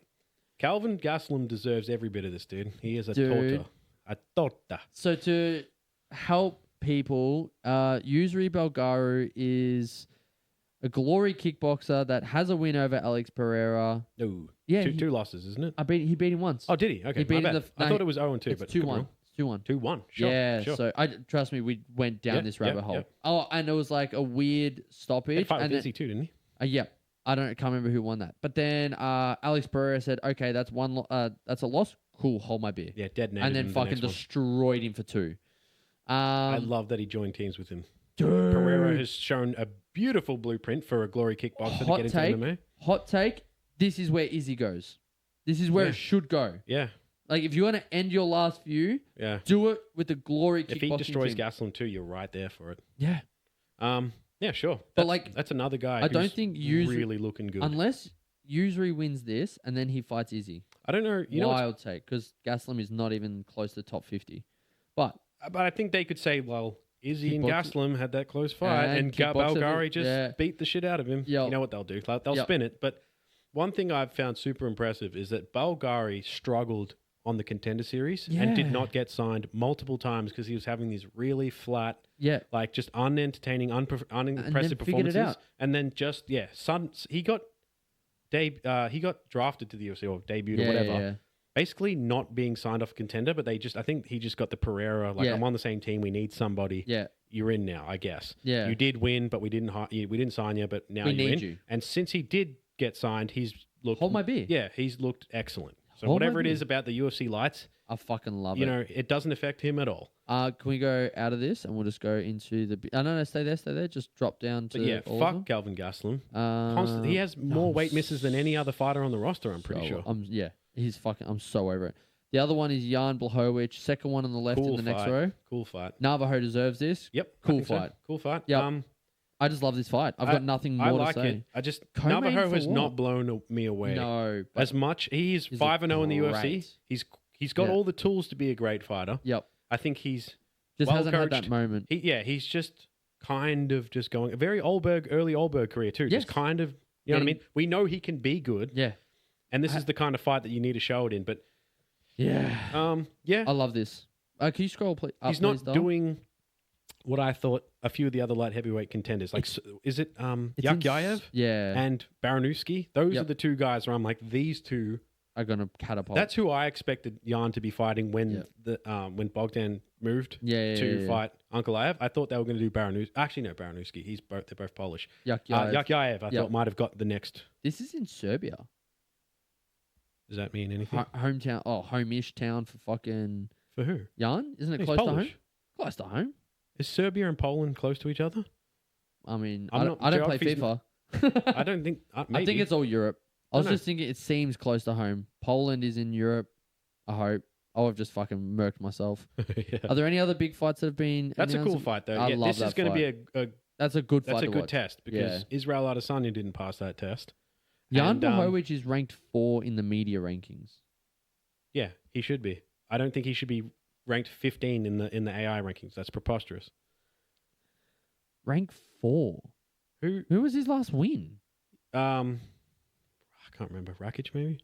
Yeah, maybe. But it's not the wins. It's the way. It's again. He had a draw with Bogdan. yeah. He had like a. I don't know. It's one of those ones It's a where he's weird had a one. really snake bitten career. It's not even but like he's a not triangle. Yeah, It's he's like not a massive losing fucking to octagon. anyone like definitively Yeah. losing. Like he keeps giving. Just- Like he just like you could say he might have beaten Pereira. You could say that he beat Olberg. Yeah. You could say that he beat Ankalaev. Yep. There's all of these fights that are just like he. Razor thin. Yeah.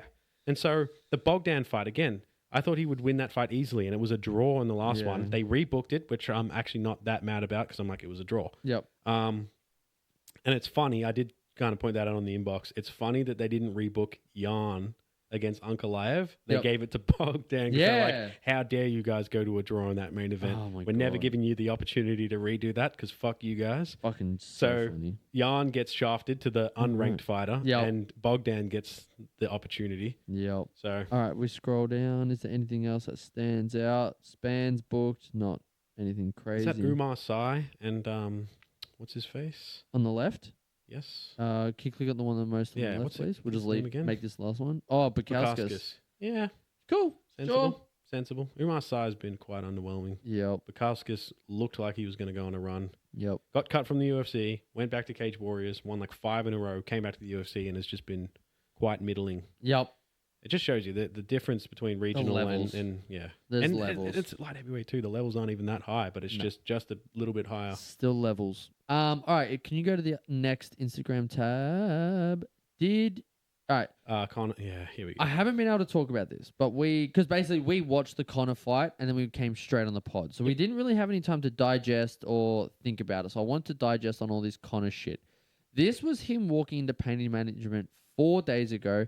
I don't believe any of him falling over his shoe or any of that shit. I think he got injured in the fight. I think he got injured I'm a in the fight. conspiracy guy. Yep. I don't think for a second that he was injured and then blew it out on Yeah. purpose. I just don't think so. I do think there was something though. Like you're not rocking into a pain management place 4 days before without something. I don't know. My thing is, I reckon there was something minor, like for example, like a 5% tear or whatever. That's not going to put you out, but it doesn't feel the most comfortable.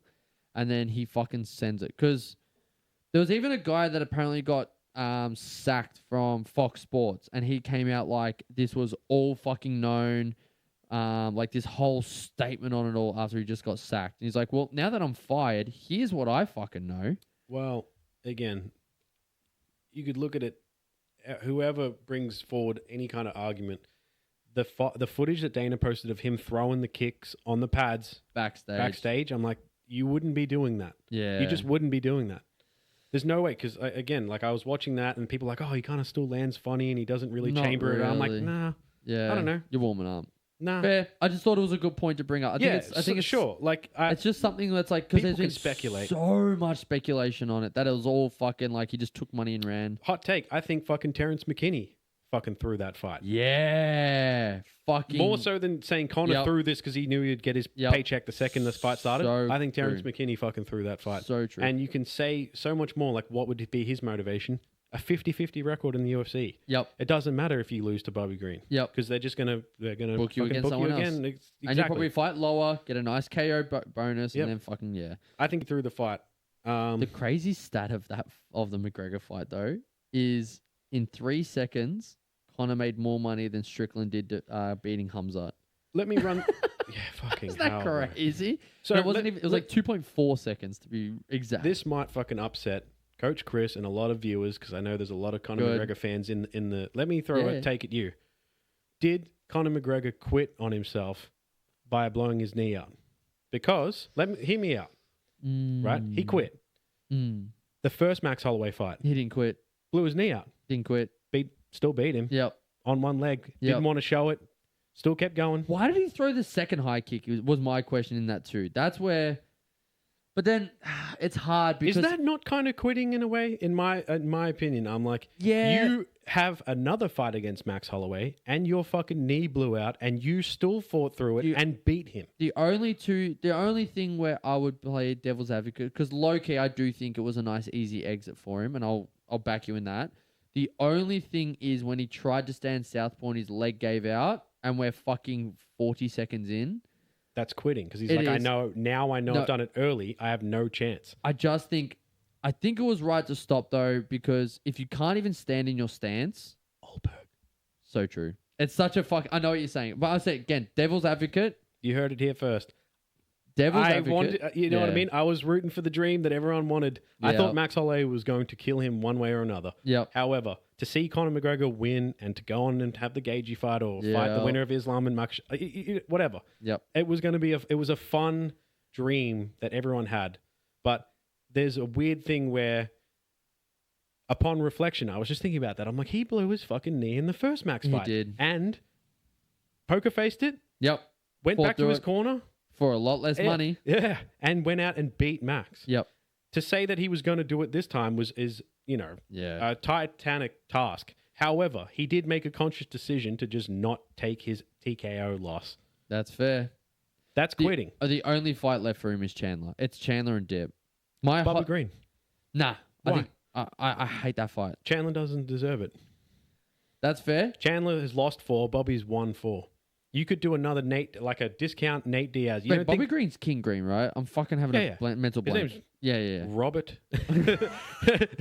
His Just name like is, I learned that's Monarch Robert Green. Yeah, right. The third or something. No, I just had a mental blank. But I'm like, Yeah, that's King Green. Queen Green fucking That's how I deserves, know him. No. deserves the fight, actually. Oh, but I fucking hate him.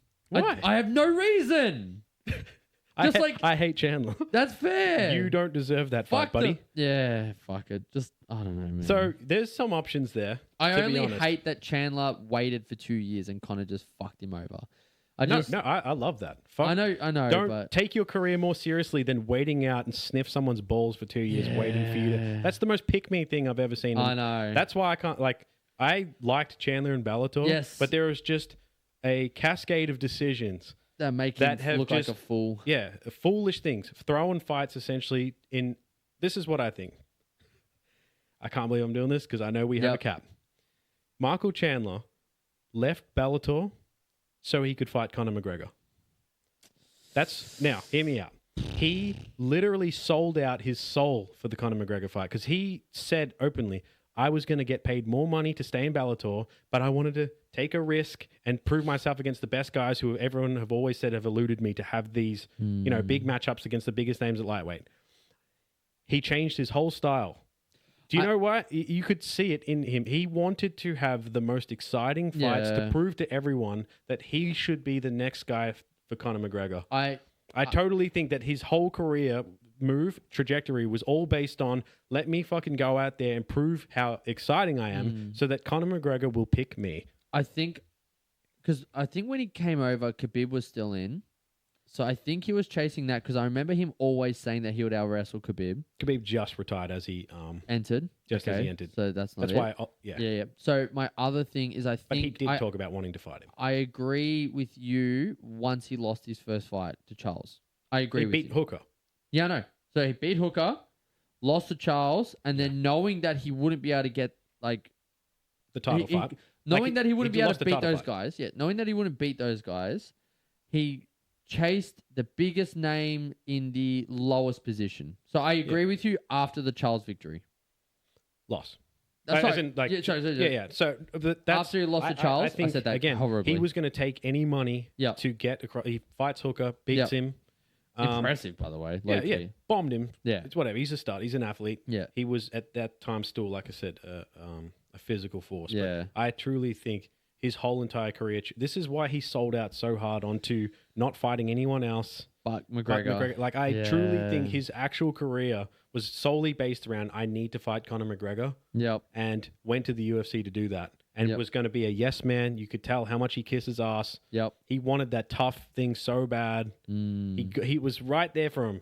And I just think And it's totally destroyed him mentally that he sold out his he abandoned everything. He abandoned his fucking family to go and train in a different state for like 6 months straight and didn't get the fight. The fact too that fucking he got on UFC 250 is just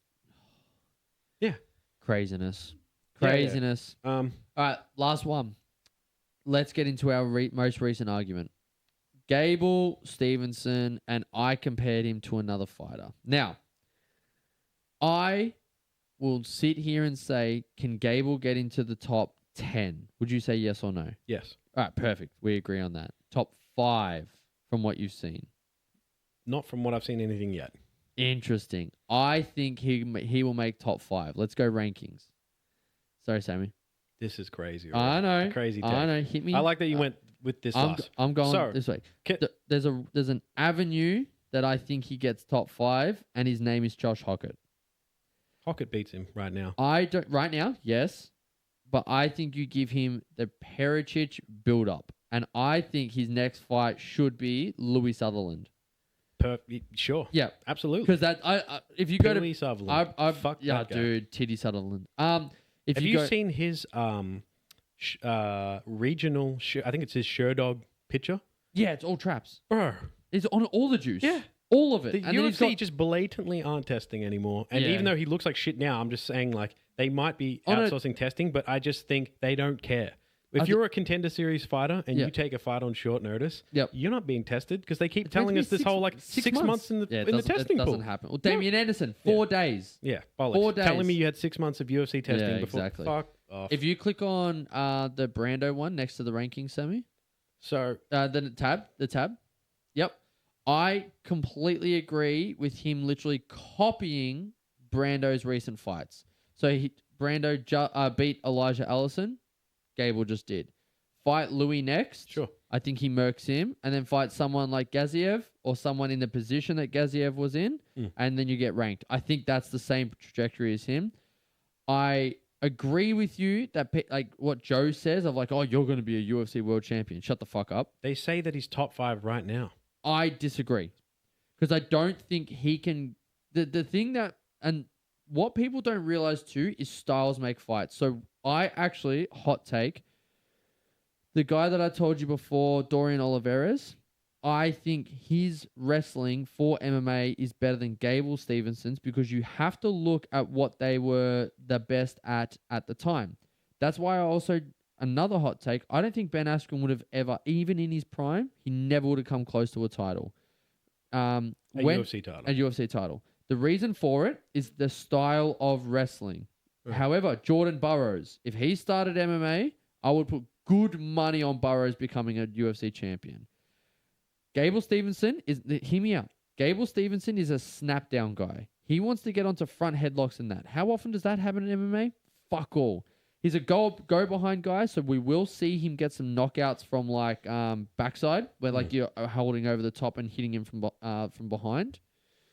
Why I don't think Askren would have made it that high is he's a defensive wrestler. He was called the not Funk Master. He was called Funky because he would be in positions where guys would like belly out. Sprawl. He was expecting them to sprawl on him, and then he could reach around and like do some. But if you watch his wrestling, he goes into positions where like usually what they do is they hold out on the floor and to stop the gut wrench, to stop the leg lace and the arm lace so that they don't get any more roll throughs. Yeah.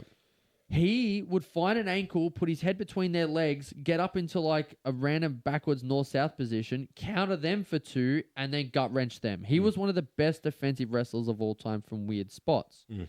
Dorian Oliveras is a duck under, front headlock, gilly guy that can blast double the living fuck out of you, and same as Jordan Burroughs, the world's greatest double leg of all time. If wrestlers require hand fighting to get to their spot, I don't think they'll make it. That's why I worry for Gable, but heavyweight is so dog that shit. Is heavyweight is so bad. So dog shit. And I want him versus Hockett because Hockett's level of wrestling versus Gable's was completely different.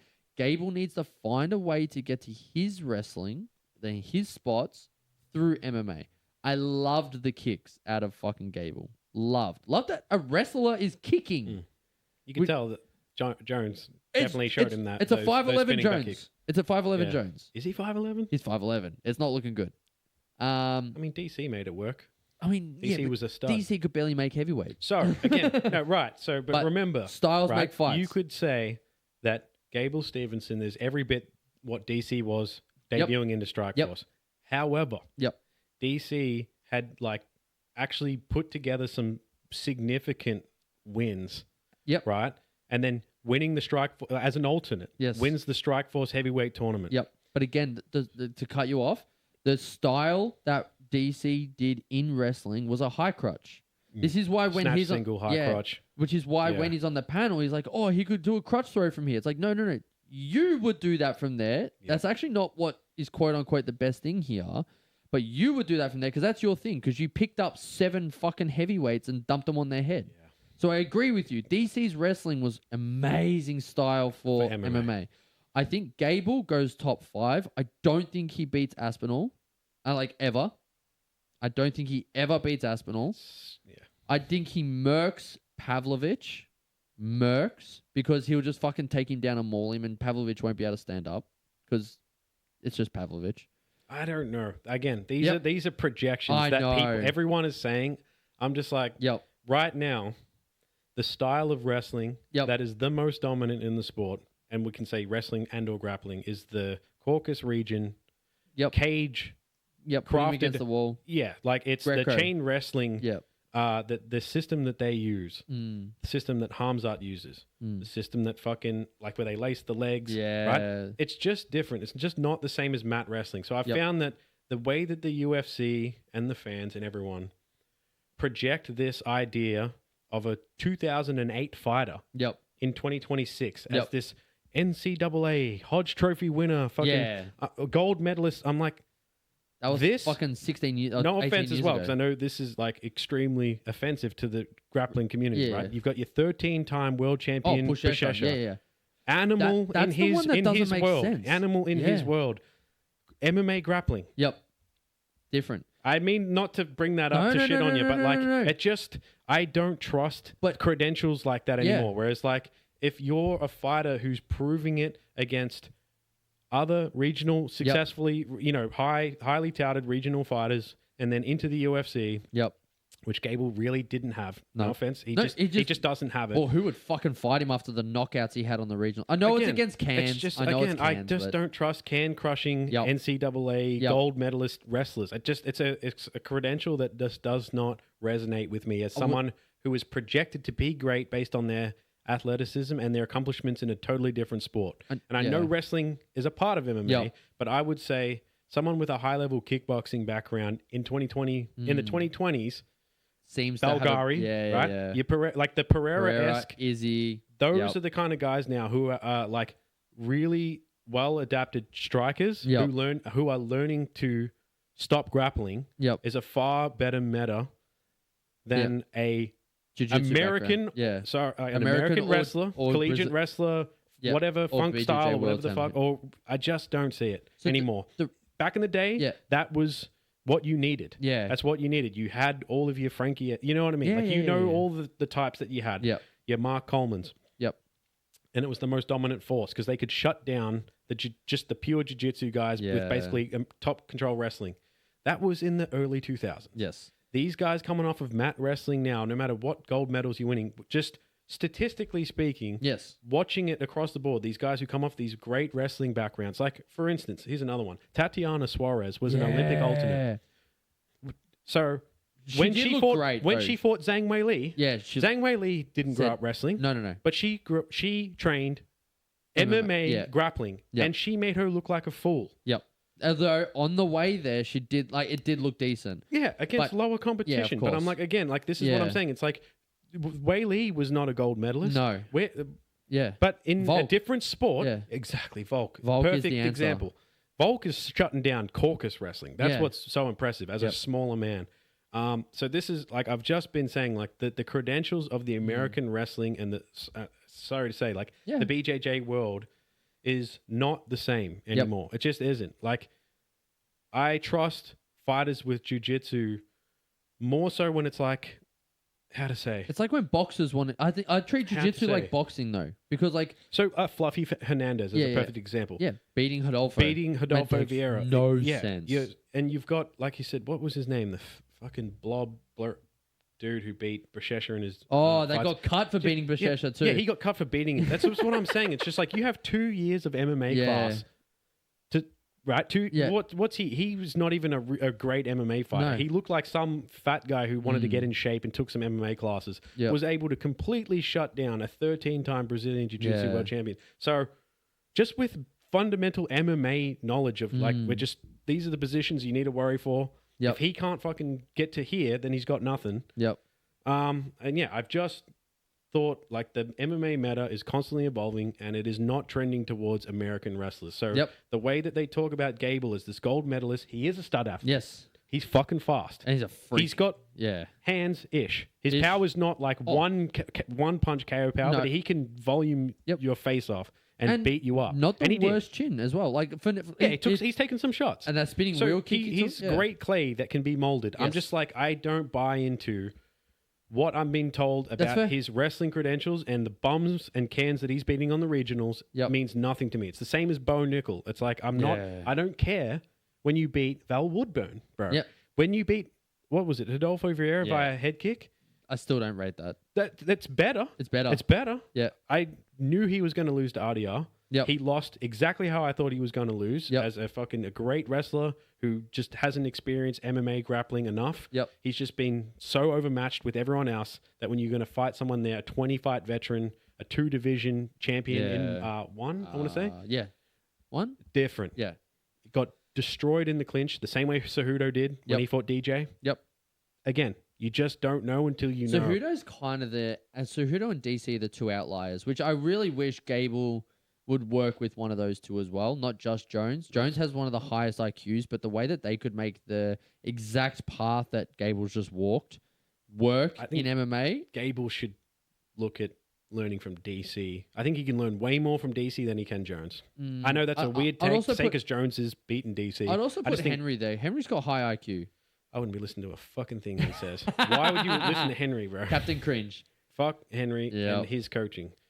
He made it work because he's a stud athlete. Yeah. He is a gold medalist level athlete. Yep. But his style, you really can't apply to almost any... Like, if you want to teach students fighting, you want to be able to apply a style that should be just based fundamentally on great, well-rounded MMA skill sets. Whereas Cejudo, it's like, this is a specialist. He's exceptionally fast. Yes. He's a really great shot wrestler because he's so fast and he's so compact and strong. It's like you can't really apply that to the average person. Gable can at heavyweight though. That's what I'm saying. So I want Gable to work with Henry. So until he does, and everyone can fucking laugh in my face in a year's time when he's ranked top 10, which he probably will be. Yep. I just don't care until he beats someone I'm like, it's a noteworthy win where he shows that he has the MMA grappling skill set. Yep. He shows he's got the striking. He shows he's got cardio. He shows he's got a decent chin. He shows me things where I'm like, like McMillan today. I felt the exact same. I was like, he has not shown me enough to where I'm like, I'm buying into the hype where people are on the train early. I'm like, I need to see this. Now we're bought in. I'm on now. Yep.